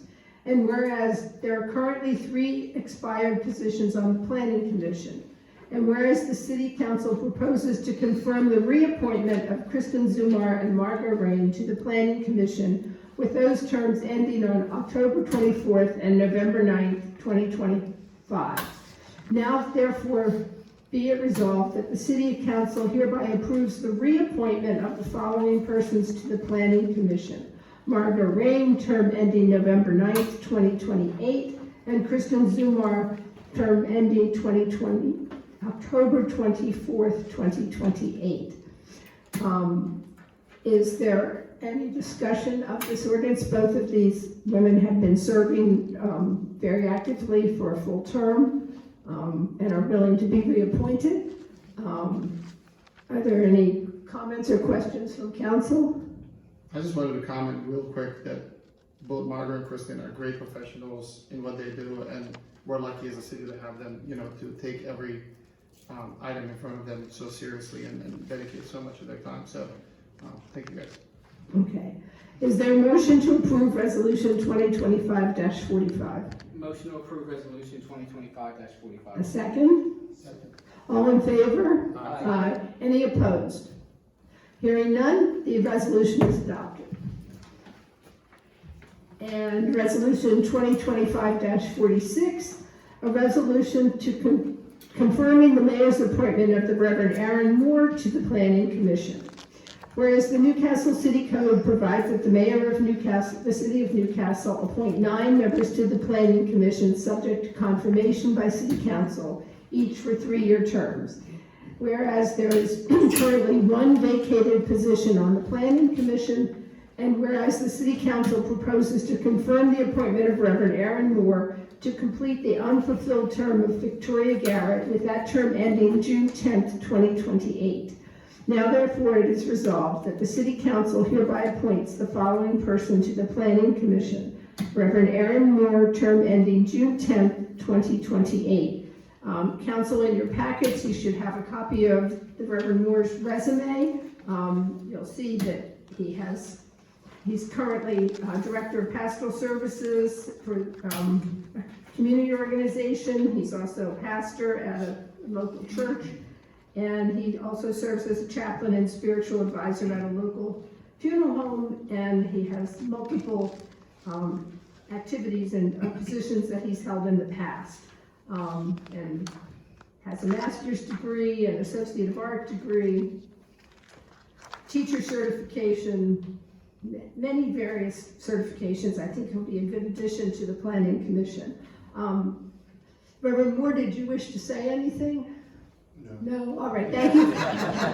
Thank you for being here tonight, though, and for being willing to serve. Are there any comments or discussion from council? I just have one comment. Sure. Thank you, Council President. Oftentimes, unfortunately, some people say that this council, and quite frankly, this mayor, does not make efforts to be collaborative and to look outside of the box. And that is not true. And I just want to thank Mayor Leary for her commitment to trying to find diverse groups and people with very different experiences on these committees, as well as Council President. Thank you. You're welcome, thank you.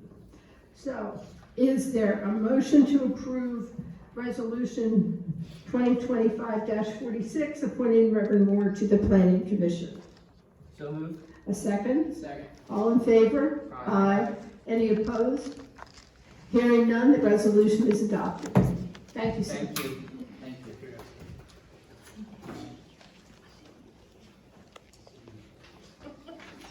Would you like to get back to the ordinances? Yes.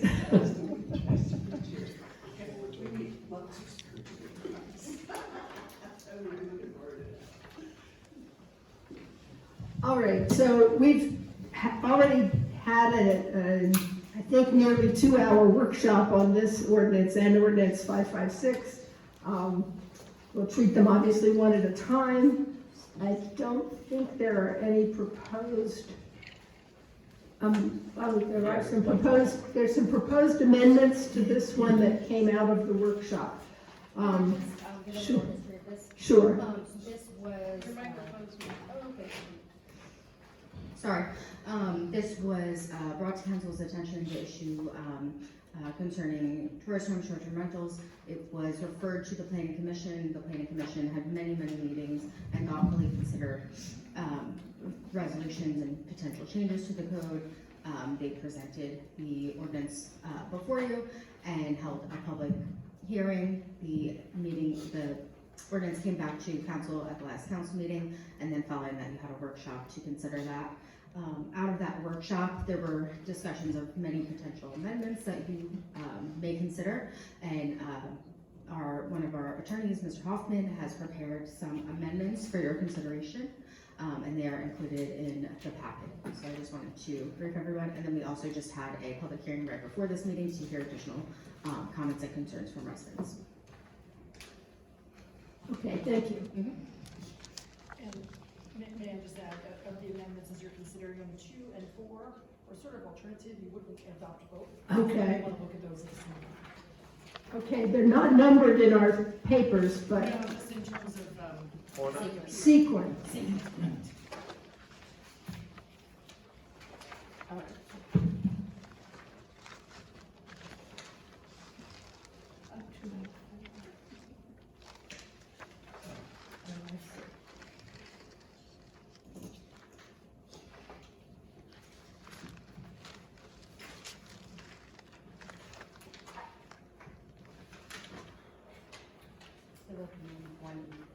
I remember why 4, because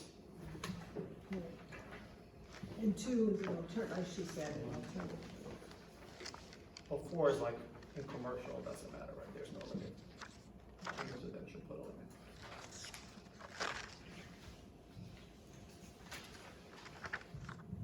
Right, it's to change, 4 is to change which, instead of just changing the percent as 2 provides, 4 gives the option of keeping 2.5%, but prescribing it only to certain districts and not all of them, right? And I think key distinction there is that it keeps 2.5% for residential zoning districts. Right. And removes 2.5% for commercial. Since we've sort of started discussing those, maybe we should just go on and do those 2 right now. So we're gonna call that one, the first one number 2, and the second one number 4. Okay, I think this came out of, in the workshop, we were given information about how many parcels of land there are in each of the various zoning districts. And our commercial district is quite small. Most people don't realize that it's only the west side of Delaware Street. It does not include the east side of Delaware Street. So it's the west side of Delaware Street from the river out to 5th, I think, or 6th? Dalby. 6th. Dalby to the library. Yeah. We're looking on the zoning map. Right.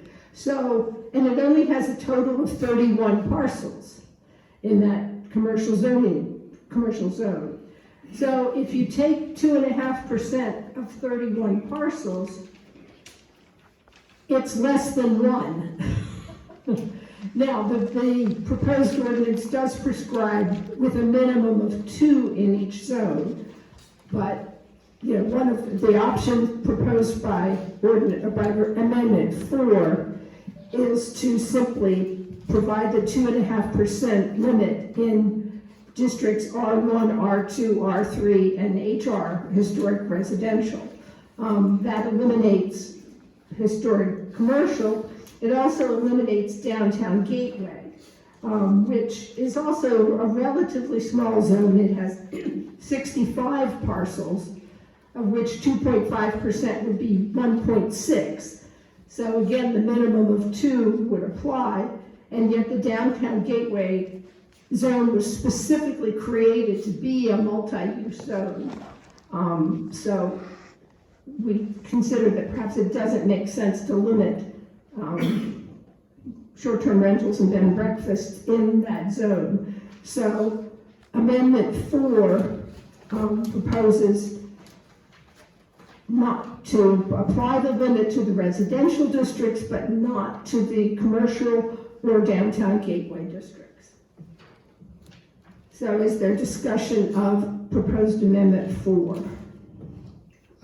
In short, just for me, makes sense to go with amendment number 4 here because it kind of goes in line with it being a downtown gateway and, encourages a natural, growth. It's not really a barrier, I guess is what I'm saying. So you can still be any mixed use, but, it doesn't really prescribe one way or the other as long as the requirements from this ordinance are still followed. So I don't see an issue with it. And it personally. protects the residential zones, which is what most people who have expressed concern about this are concerned about. They say put them in the commercial district, but yet if we put this 2.5% limit on, we're not allowing any more in the commercial district, which seems contradictory to me. Correct. And to that question, I'll ask Antonina, with 2 minimum in the zoning, we would basically grandfather existing ones in. That's it. So there's no additional growth in residential, and besides R1, 2, and 3, I guess. But for historic zoning, it would just be 2, and is that already capped? But I can't say for certain because As I understand it, there are currently 3 in the historic residential Mhm. area. But see, historic residential has 535 parcels, 2.5% of that is 13. And that's So where I there- think you should just put a cap on what's there before, and that's what I said in the workshop, is why can't we just put the limit of, in the historic residential of 3, or add a 4th one if you want, but that's that. Mhm. I appreciate that, comment now and then, Mayor Leary. What I struggle with honestly is 2.5% across all these districts, recognizing that, this recent iteration of this discussion on this topic came out about because of something in the historic district. I've looked at all the meetings from the Planning Commission and all the public commentary, and pretty much all of it has been from people that live in the historic core. And so quite frankly, we have not heard from Buttonwood. We haven't heard from Boothurst. We haven't heard from William Penn Square, et cetera. And when people in those communities talk about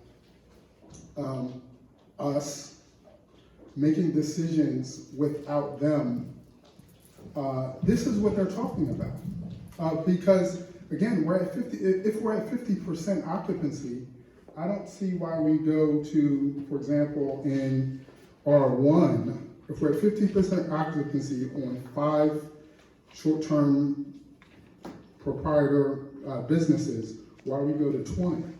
But Out the gate, right? Like, it doesn't seem strategic, it doesn't seem pragmatic. Okay, but to me, this is a limit, this is not a requirement. It's not saying we're gonna go out and solicit more people to come in and build B&Bs in these residential areas. It simply establishes a limit so that they don't overwhelm the community, and therefore, affect property values and so forth. At the point that I think has been made about the 50% occupancy rate on our existing B&Bs is it's not really economically viable to open more B&Bs in this community because we don't have the demand for it. And so under current code, people could have been buying up properties and building B&Bs since 1968, and they haven't been doing it because it's not economically viable to do so. We don't have that high a demand for accommodations in the city of Newcastle. I mean, we've heard a lot about other cities, and specifically we've heard a lot about Charleston, South Carolina. So I did 2 things, and in your packet you will find statistics from the Newcastle Historical Society, which runs the visitor center, and the administrator of the courthouse, because they track visitors. Now, they both say that they track them in an imprecise way because they have a sign-in sheet that they ask people to fill out. Obviously, not everybody does. But in general, it appears that Newcastle gets roughly 10,000 visitors a year. And of those 10,000, a quarter to a third are school children who come here on school tours, which means they're not staying in our B&Bs. So, you know, you're talking 7,500 people maybe a year, and most of them are from the tri-state area, from Delaware, New Jersey, Pennsylvania, Maryland, which means most of them are probably day trippers, right? Most. I mean, you know, a few people who come up from downstate may stay up here overnight, but many people who travel to this area might visit Newcastle, they might visit Winter and Longwood Gardens, they might stay in a hotel in Wilmington and, you know, go to these various spots, and some of them might stay in Newcastle. But clearly, we don't have a history of having high enough demand to cause business people to open more B&Bs. And so, but I looked at Charleston, South Carolina, for example, just to see. In 2024, according to charlestonbusiness.com, Charleston had 7.89 million visitors, which is vastly different from Newcastle. And, you know, we heard the horror stories of how all the properties got bought up and turned into B&Bs, and then there was no affordable rental property. That's a very different situation than Newcastle and its 7,500 adult visitors, most of whom come probably within a 30 to 50 mile radius and don't spend the night. We also heard about New York City because they've had a similar problem. Of course, obviously New York City is much larger than us. According to NYC.gov, they had 65 million people. So again, nowhere near comparable to what we're looking at here in Newcastle. If we pass this with the 2.5% limit, we allow room for some growth, but I don't think 15 or 13 B&Bs in historic residential is going to drive up, you know, to affect rental values generally. In terms of the other areas not being notified, they get the same information about these meetings as everyone else. And some people from those areas do come to our meetings and haven't commented on this issue. So I kind of have to take that to mean they don't see it as impacting them. But that's not, I'll pull it up, that's not how the presentation was presented in regards to the description of the ordinance or what the council was hearing. It was, what Planning Commission was reading. It was Planning Commission is looking at redefining tourist home, short-term rental. It wasn't council was considering allowing for a commercial business opportunity throughout the city. It wasn't presented in that way. So you're right, people would have had to come to peel back the onion to hear that. Additionally, again, I think this is a viable option and I want accommodations. It just gives me hesitancy and pause on the potential growth from 1 year to the next, given these facts. So, and we potentially could have over 1,000% increase. We have 5 right now. We could potentially go to, I think it's 66 or 70. But do you think that 1,000% increase? it is a large increase, but it's relatively small numbers. And if we saw more and more people coming in and opening B&Bs, which would be easy to track because they have to get a business license, we could change this percentage in a future ordinance. I also think in regards to the workshop that we had, and I'm glad Mr. Rogers was there, he spoke in regards to, and we also know from Mr. Bergstrom at the last city council meeting, that Riverbend is not built out yet. And so that will expand the number of parcels that we have in those zones. And additionally, we know that there's a pending or proposed large apartment complex that is also going to have some potential subdivisions, et cetera, that he is unknown about, that potentially could take us to, again, an unknown number. But the parcels in Riverbend are already included in this count. Just because they don't yet have a house on them doesn't mean that the parcels aren't included in this count. And Mr. Rogers is shaking his head. Does that mean I'm right? percentages based on parcels, not developed parcels. Okay. So it doesn't, but it doesn't take into consideration development, the one that's pending. Correct. Okay. You mean Riverbend, or Flats at River's Edge? Bridge is not there. It doesn't have site plan approval, it's not recorded. Okay, it's still so far down the road that it's not included. Correct. And that's our, I forget what when we changed the zoning, we must have made it R3 because it has apartments, right? It's mixed use, but it includes single-family homes, townhomes, and apartments, right? So it would be zoned R3, so potentially add some parcels to that zone. Yeah, I just wonder if we could go to like a flat number across all zones to give it a try, come back in a year. I mean, what we know at least is that we'll get a mixed opinion from the residents. At least it's gonna be a mixed opinion.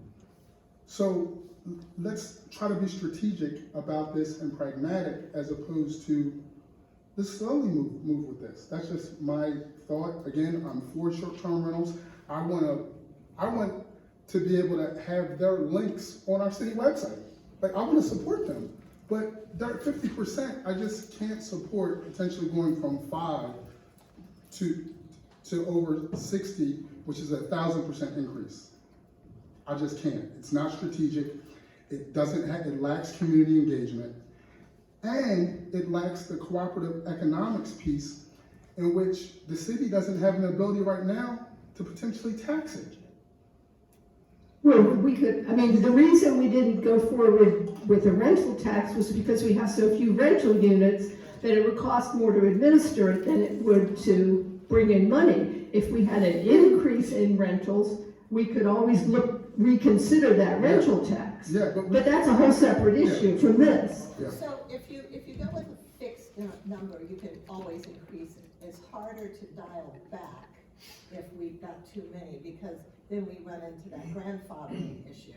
So if you go with a fixed number now, okay, 3 historic residential, and I'm just doing something out of my head, I'm not even doing strategic, and maybe a total of, 6 to 10 in any other area in the city.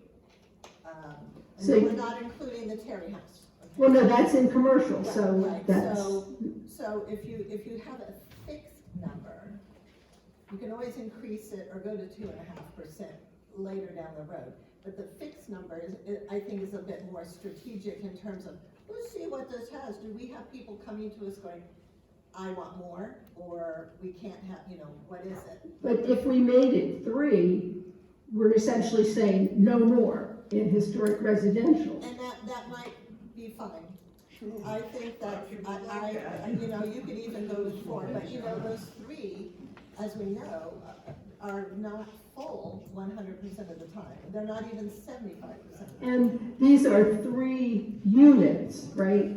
So They're 3 separate properties. they're 3 separate properties, but each of them consists of 1 unit, correct? Yes. And if I understand it, the ones then they're all on Delaware Street on the residential side. Right, so the one right behind Mozart. Right. And the other across from Zoller's. Okay, so And then the one on. if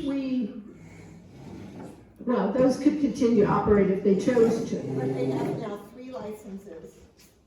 There are 3 right now in the historic residential. And this is what this whole thing started about primarily, was historic residential. Right. Okay. So addressing that first is, do you leave it at 3, at minimum of 3? You want to add a 4th one? Maybe, but 3 for now, because they're not full. If they were all telling me they were 100%, okay, maybe we need another one. But, or at least commercial district needs to open up a couple more. But, and then if you're wanting to extend it to all the other zoning districts, I think you can put a flat cap for licenses completely. Or we could say 3 in historic residential because it's smaller, it's larger than R2. I mean, R1 has 814, R2 has 423, R3 has 600, and historic residential has 535. So if we said 3 for each of those zones, Well, I'm That'd be a- looking at it not so much as zoning as the communities. I'm looking at Washington Park and Dobbinsville and Shawtown. and those are all, well, many of them are lumped together in R2 or R3. So, because the zoning code is not considered by neighborhoods. But I know, but when you're looking at the people, you're looking at the neighborhoods, Sure, not the but- zoning codes. So that's where I'm coming from. Obviously, I don't have a vote on this, but I do think that, where we started was in the historic residential, deal with that one first, and then, again, you can increase if the need arises, but you start small and then increase from there if the need arises. Okay, any comments from anyone else? Well, first of all, thanks to planning for I think this was a great, process in which, planning did the majority of the work and prepare this ordinance for us, so we can have this quality conversation.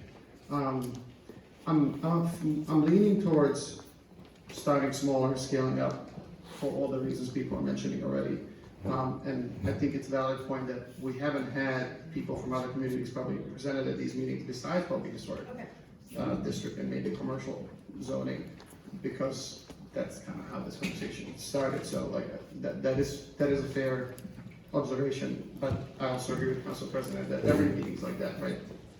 Anybody's able to come and comment, so it's kind of tricky to think that through. My only concern about, well, 2 points. I think I like number 3, but I would propose for it to be across all the zoning, so it's not preferential over one zoning over the other. So like I would make it same for all of them. If we're sticking with a flat number and not percentage of, because percentage is more equitable in a sense because it's depending on the size of the zoning allows more or less units. But I'm okay with this more cautious approach of capping it at a certain number. But I'm worried about number 3 as well at the same time. So I like the capping. I'm just worried about 3 because for this particular zoning for HR, it gives them market share for everybody already having it.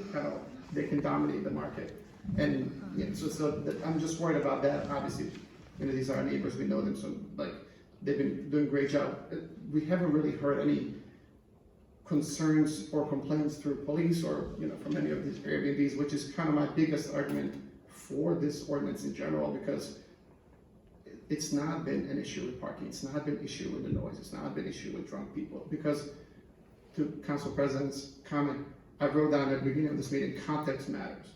And this is one perfect example for that, because we are not New York City, we are not South Carolina. The people that we attract to our town are not people that make loud noises at 3 o'clock in the morning or get super drunk and stuff. And I don't know who said earlier, that's when you start changing these things. I love that there's a language about violations and then revoking a license. So there's already stuff in place proposed here that if you have 2 violations or 4, depending on which type it is, then there's not even discussion for it. You're violating the ordinance. So there are things in place that say we're trusting the precedence of no issues so far and having great tenants. My only issue is capping at 3 kind of says, well, here it all goes to you. Nobody else has a chance to open, another Airbnb or so. So I would propose maybe 4, maybe 5 number.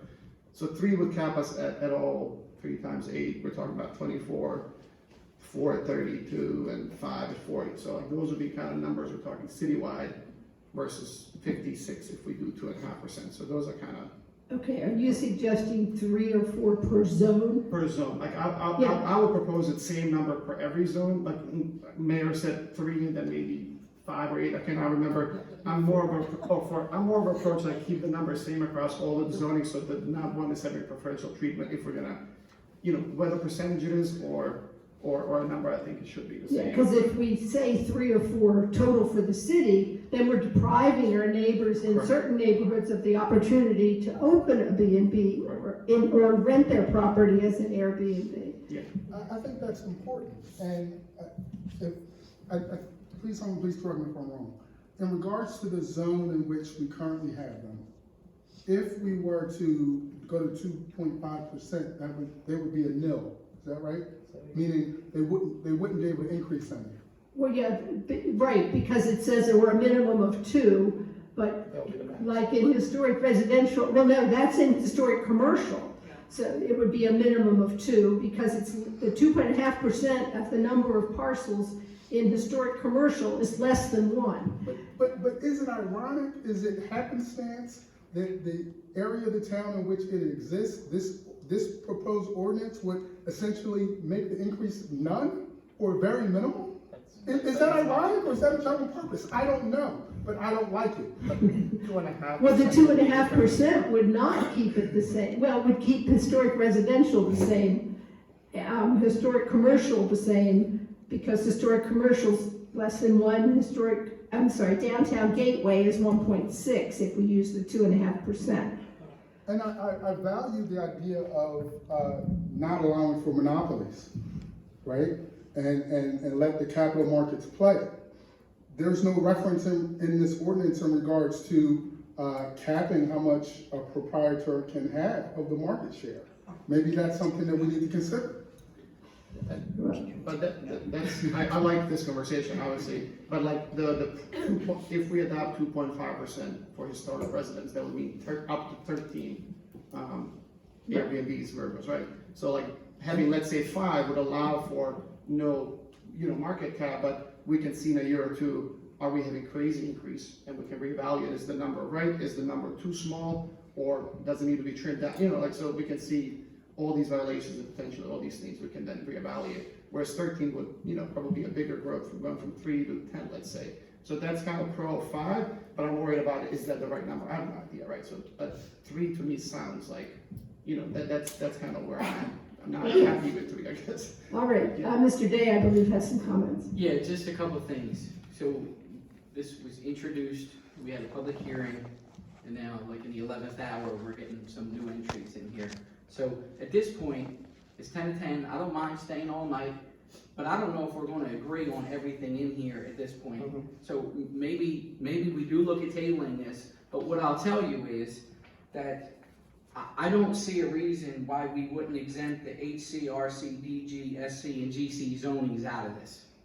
There's no reason not to keep them in here and limit the percentage. They're already zoned for this, and this is where we want this stuff. So, I kind of understand the cap, but I understand what you're saying in some regard, but I'd also say there's nothing that stops us, in my opinion, from putting the cap and then not counting the existing Airbnbs towards that cap.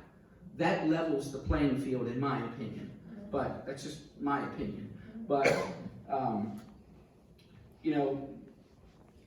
2.5% obviously is a small number for some of these districts. So I can understand wanting to go to, a larger number. But I also think we only are on amendment number 1. The first amendment we've talked about, and it seems like we may need some more time for this. Thank you. I agree with the no cap on commercial, but ironically, the 2.5 on them is not even 1 unit. So like either case, removing the cap and putting it at a certain number for them would be, it would be different than, the 2.5 really. I think if we're looking at R1, 2, 3, and historic residents, we're talking about close to 60 units versus, smaller number if we do a cap. I like the grandfathering units too, and then saying, let's cap to an additional 3, right, across city zoning. So I'm okay with smaller number, but grandfathering existing businesses because of, investments. Okay, we're kind of going in circles here, repeating ourselves. Yeah. So, do we want to table this for further thought on this issue and other matters? Or where do you want to go with this? I think we need another working group, to be honest. Maybe we just need another day, another meeting to just work on this, not just a piece, but the whole thing again. Another workshop Another type meeting? workshop, yes. Okay, so is that a motion to table this ordinance? Or can we adopt at least a person adult amendment that we all agreed on last time, so that when next time this comes, we don't even have to discuss that? I have issues with that. Persons versus adult. Yes. I brought that up because like then my kids would count towards the total number. Well, I understand that, but I have concerns about people with disabilities. What happens if I have a couple who has an adult, has disabilities and they have a pull-out couch, would they be able to stay? I understand. There's other issues. Okay, was that a motion to table ordinance 555 and schedule a future workshop to discuss the amendments further? Yes. Yes. Is there a second to that motion? I'll second. Okay, so all in favor of tabling ordinance 555 and scheduling a workshop to discuss the amendments further? All in favor, please say aye. Aye. Aye. Any opposed? All right, motion is, or the ordinance is tabled. Do you want to take a stab at 556, or are you done? And then we also have a discussion of potential virtual meetings. And 2 more resolutions. And 2 more. I propose we move remote for next discussion, just given the time. I'm happy to discuss that later as a sponsor. Okay, so wait a minute, now I lost one. So we can't do 556? Okay.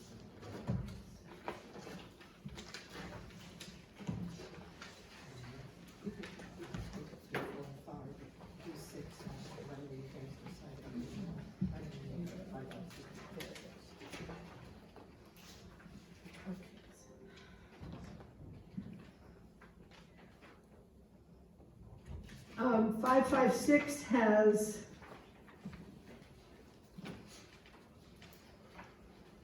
there's no potential amendments for that. Do we want to discuss it and potentially vote on that one tonight? or- Yes, please. Yes. Okay. So, ordinance 556 is an ordinance to amend the City of Newcastle Municipal Code, Chapter 230, zoning code regarding home occupations in the historic residence zoning district. Basically, currently, home occupations are allowed in R2 and R3 zones. And in those zones, we have the requirements for those zones, we have the list of the definition of home occupation that I read at the beginning of the public hearing. This proposes to expand those same regulations to the historic residence district. We discussed the possibility of expanding it also to R1, but our solicitor advises that that requires a separate ordinance, so we'll have to treat that separately. It doesn't mean it would or wouldn't happen, it just means it has to be treated separately We'll have that ordinance prepared for the next meeting. for the next meeting. So is there discussion on ordinance 556? Just a couple of things. So this ordinance simply allows anyone in the HR zoning district to do what's already allowed in R2 and R3. So, this allows somebody to be an architect in their home, to be a consultant in their home with their own company. I mean, right now, if you're in a historic residential area and you're a consultant with your own company in your own house, you're not following the law. There's guardrails already in place. Excuse me. There's guardrails in place for this on what you can and can't do as a home occupation, and I think it's very simple ordinance to allow you to have a simple home occupation at your residence. Thank you. Yeah, on the issue of whether an architect or a consultant working at home, our attorneys advise that if you work for yourself, it is a home occupation. If you work for another company and work from home, it is not a home occupation. So basically, it depends on who writes the paycheck, or if you write your own paycheck, or if you work for the ABC consulting company and they write your paycheck, and you just happen to do your work online from home. That's not considered a home occupation. But just to be clear, if you're a consultant and you own your own business and you're working from home, you're not in compliance with the code today. As it exists and as we're advised by our attorney, that's correct.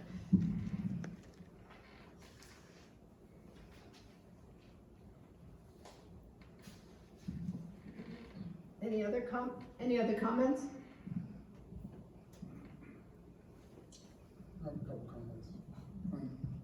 I really value our residents, businesses, and the employees of our city. And this proposed ordinance intertwines a resident and a business owner. And so I do admire this. I do think there are some things that we need to just be mindful of and be aware of. I do think that parking is a real issue and perceived issue throughout our city. It invoked different opinions on 3rd Street. I believe it's why Councilperson Zelt put forward an ordinance at one point in regards to parking. A recent development project applied for and received a 20% reduction in parking. It's why some take issue with the Saturday market.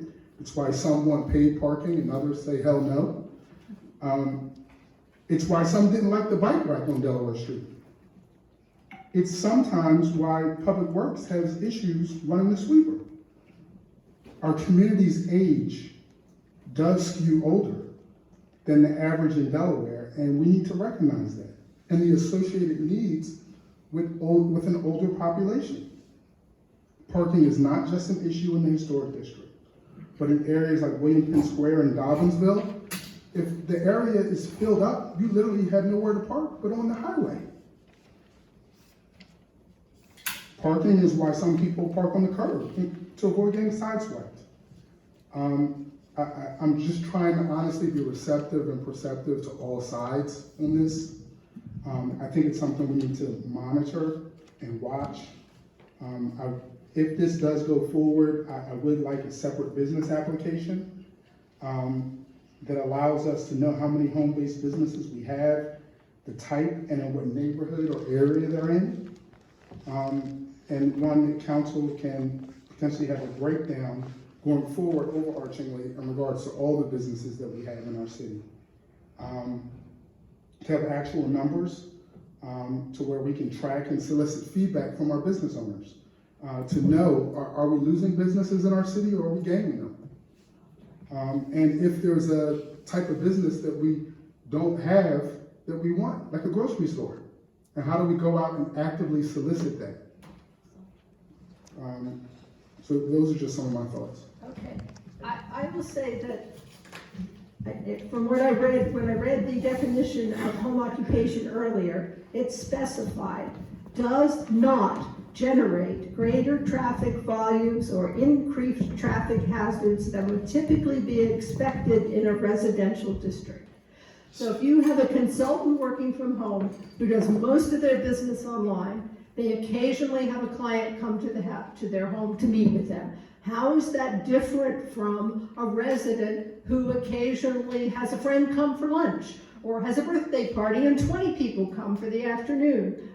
I don't see that failing to pass this ordinance is going to do anything to help improve our traffic, nor do I think passing it would worsen our traffic. I'm just saying parking is an issue in our town. I'm trying to honestly acknowledge it, and it's something that we need to track and monitor.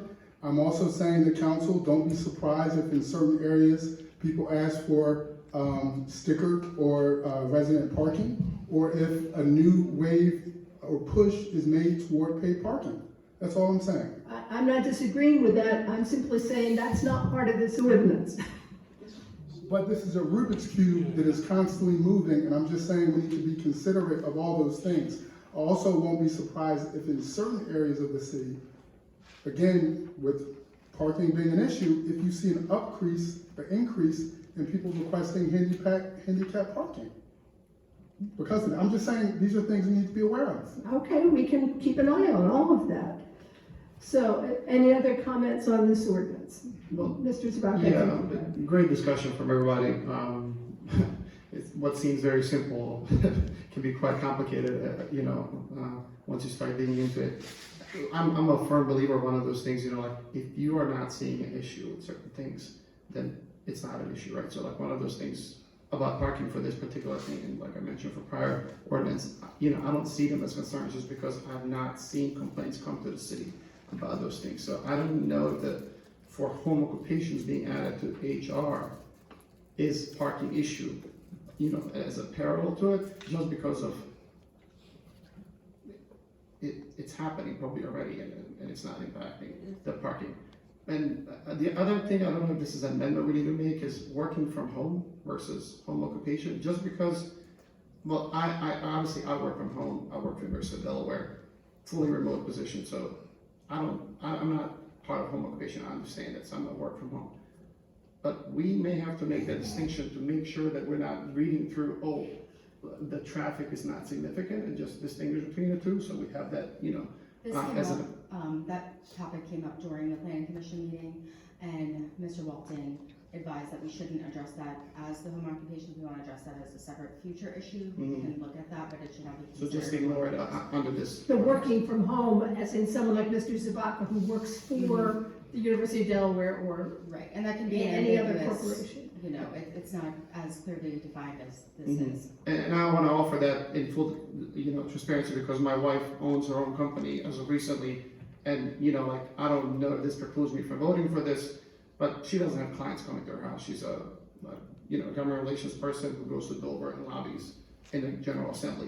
Nobody visits our house for business, but obviously should not be home occupation under these definitions, but that's why I'm kind of thinking it might have to be clarified somewhere, so it's either clear or not clear. It's okay if it is, but just so it's more, you know, easier to define as a person who lives here. My only fear there is like, does my wife go and register somewhere else because it's not allowed to be in HR? We're not gonna buy a new house somewhere else so we can She just still said live it was, here. it was I understand, but I'm just saying. defined as you, like what you do versus I what your understand. wife may do. I And what understand. your wife does is here, what you do is not. We don't have foot traffic besides Yeah. our Right, neighbors so- coming in for a visit, so. From what you've just said about your wife and her business, I would say, yes, that's a home occupation because she owns her own business. And it would meet the definition of home occupation that's allowable because she doesn't have clients coming to the house. She does her work from home on the phone, online, and she meets with people in Dover. She does not meet with people in your home. So. I will not vote on this ordinance in that scenario, but I will encourage council, to vote for this ordinance, so we don't have to go find a new house to live here and abide by the code, so, thank you. I'll make a motion to approve ordinance number 2025-556. I'll second that. Okay. We need a roll call vote. Ms. Reed, please. Council President Souter, Yes. Councilperson Joseph Goode, Yes. Councilperson Aaron Zubaka, I'll abstain from this one. Councilperson Zell, Yes. Councilperson Matterly, Yes, and we should monitor.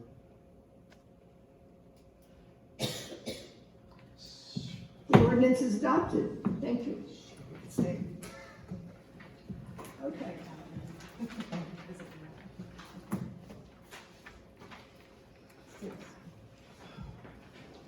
Nothing like a real life. So, do we want to defer the discussion of remote meetings?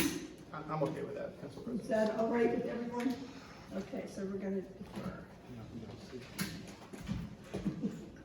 All right, we have the first reading, so that's pretty straightforward. I'll do that.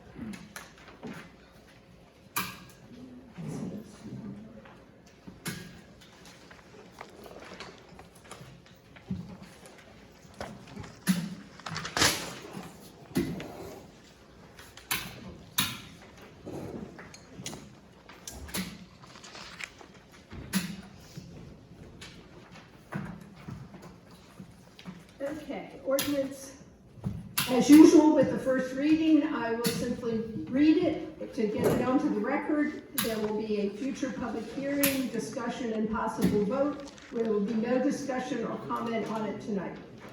Ordinance 2025-559, an ordinance to amend the City of Newcastle Municipal Code, Chapter 230, zoning regarding Historic Area Commission membership.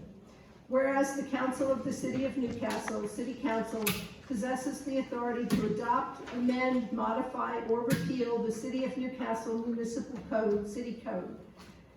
And whereas the Historic Area Commission provides valuable guidance and oversight to safeguard the heritage of the city. And whereas the city of Newcastle has within its boundaries sites, structures, and history so profound that 2 were included within a National Historical Park established in 2014. And whereas the first state National Historical Parks, 2 sites within the city of Newcastle, the Sheriff's House, Welcome Center, and the Newcastle Courthouse Museum are an important part of the city's history and architecture. And whereas providing a standing opportunity for a representative from the First State National Historical Park to provide perspective, talent, and resources to the Historic Area Commission would promote the preservation and protection of the City of Newcastle's important historic and architectural resources in perpetuity. And whereas the City of Newcastle has adopted into its 2020 Comprehensive Plan goals to strengthen and enhance relationships to positively impact historic preservation amongst stakeholders. And whereas the City Council has determined that it is in the best interest of the city and its residents to amend the city code to allow First State National Historic Park superintendent or a designee to participate in Historic Area Commission discussions as a non-voting member. Now therefore making the express finding that the provisions of this ordinance enhance and promote the health, safety, and welfare of the City of Newcastle, be it ordained by the Council of the City of Newcastle as follows. Section 1, City Code, Chapter 230, Zoning Code, Section 230-50A, Creation of Historic Area Commission, is hereby amended as follows, with deleted text identified by bold strike-through and new language identified by bold underlined text. A, creation. 1. Historic Area Commission is hereby created. The commission shall consist of the following 7, replacing 6, members. An architect licensed in the state of Delaware and having interest and knowledge in the protection, preservation, and restoration of the historic character of the city, appointed by City Council. The architect shall be a non-voting member who shall serve in an advisory capacity only. B, 2 city residents having municipal voting privileges and appointed by City Council. C, 2 city residents having municipal voting privileges appointed by the mayor, subject to confirmation by the City Council of Newcastle. D, a planning commission member appointed by the City Council. And the addition of E, the superintendent of the First State National Historic Park or designee is invited to participate as a non-voting member in an advisory capacity only. Number 2, at least 3 voting members shall be residents of and have legal or equitable title to property in the historic district. B, the terms of office for members shall be for 3 years. The 5 incumbent members of the Historic Area Commission at the time of the adoption of this section shall continue to serve the balance of their respective terms. The architect member of the Historic Area Commission shall be appointed by City Council within 90 days of the adoption of this section. No member of the Historic Area Commission may serve more than 2 consecutive terms, provided, however, that no term limitation shall apply to the non-voting architect, and added text, and First State National Historic Park members. Members may, after a public hearing, be removed by City Council for inefficiency, neglect of duty, malfeasance in office, or other good cause. Section 2, if any section, subsection, sentence, clause, or phrase of this ordinance is for any reason held to be unconstitutional or invalid, such decision shall not affect the validity of the remaining portions of this ordinance. Section 3, in the event of any existing ordinances or parts of ordinances are in conflict herewith, the provisions of this ordinance shall control. Section 4, this ordinance shall become effective immediately upon its adoption by City Council. Just want to note, the next steps for this, would be for the Has to go to- ordinance to go to the planning commission. Yes, I forgot that. Yes, because it's a zoning ordinance, it has to go to planning before it comes back to us.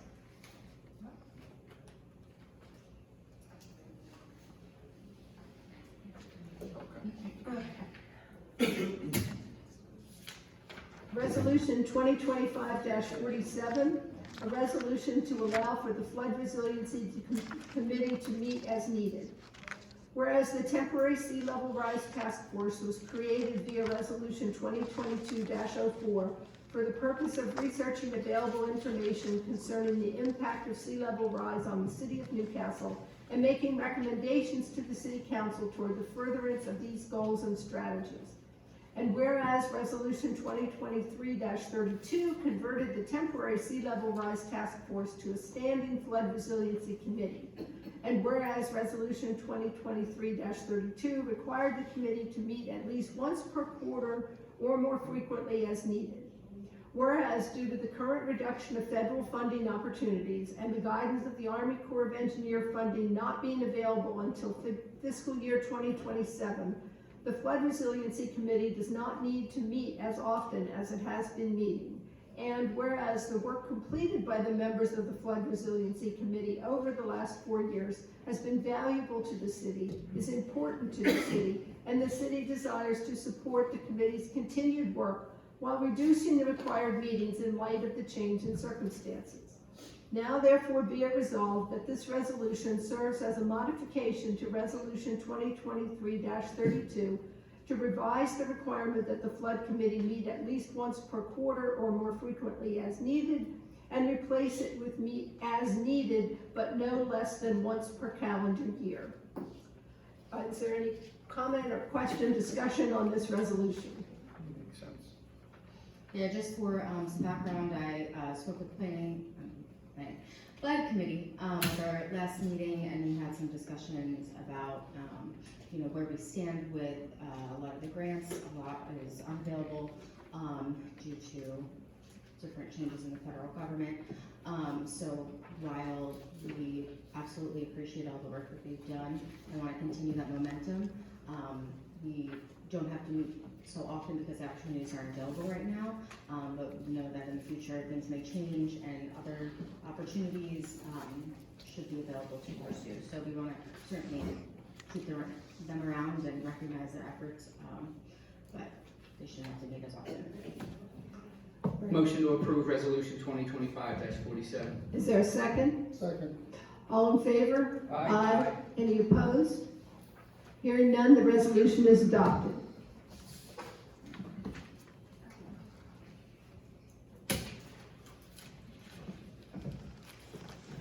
And the last item, resolution 2025-48, a resolution to temporarily appoint Diane Delgado to the position of city clerk.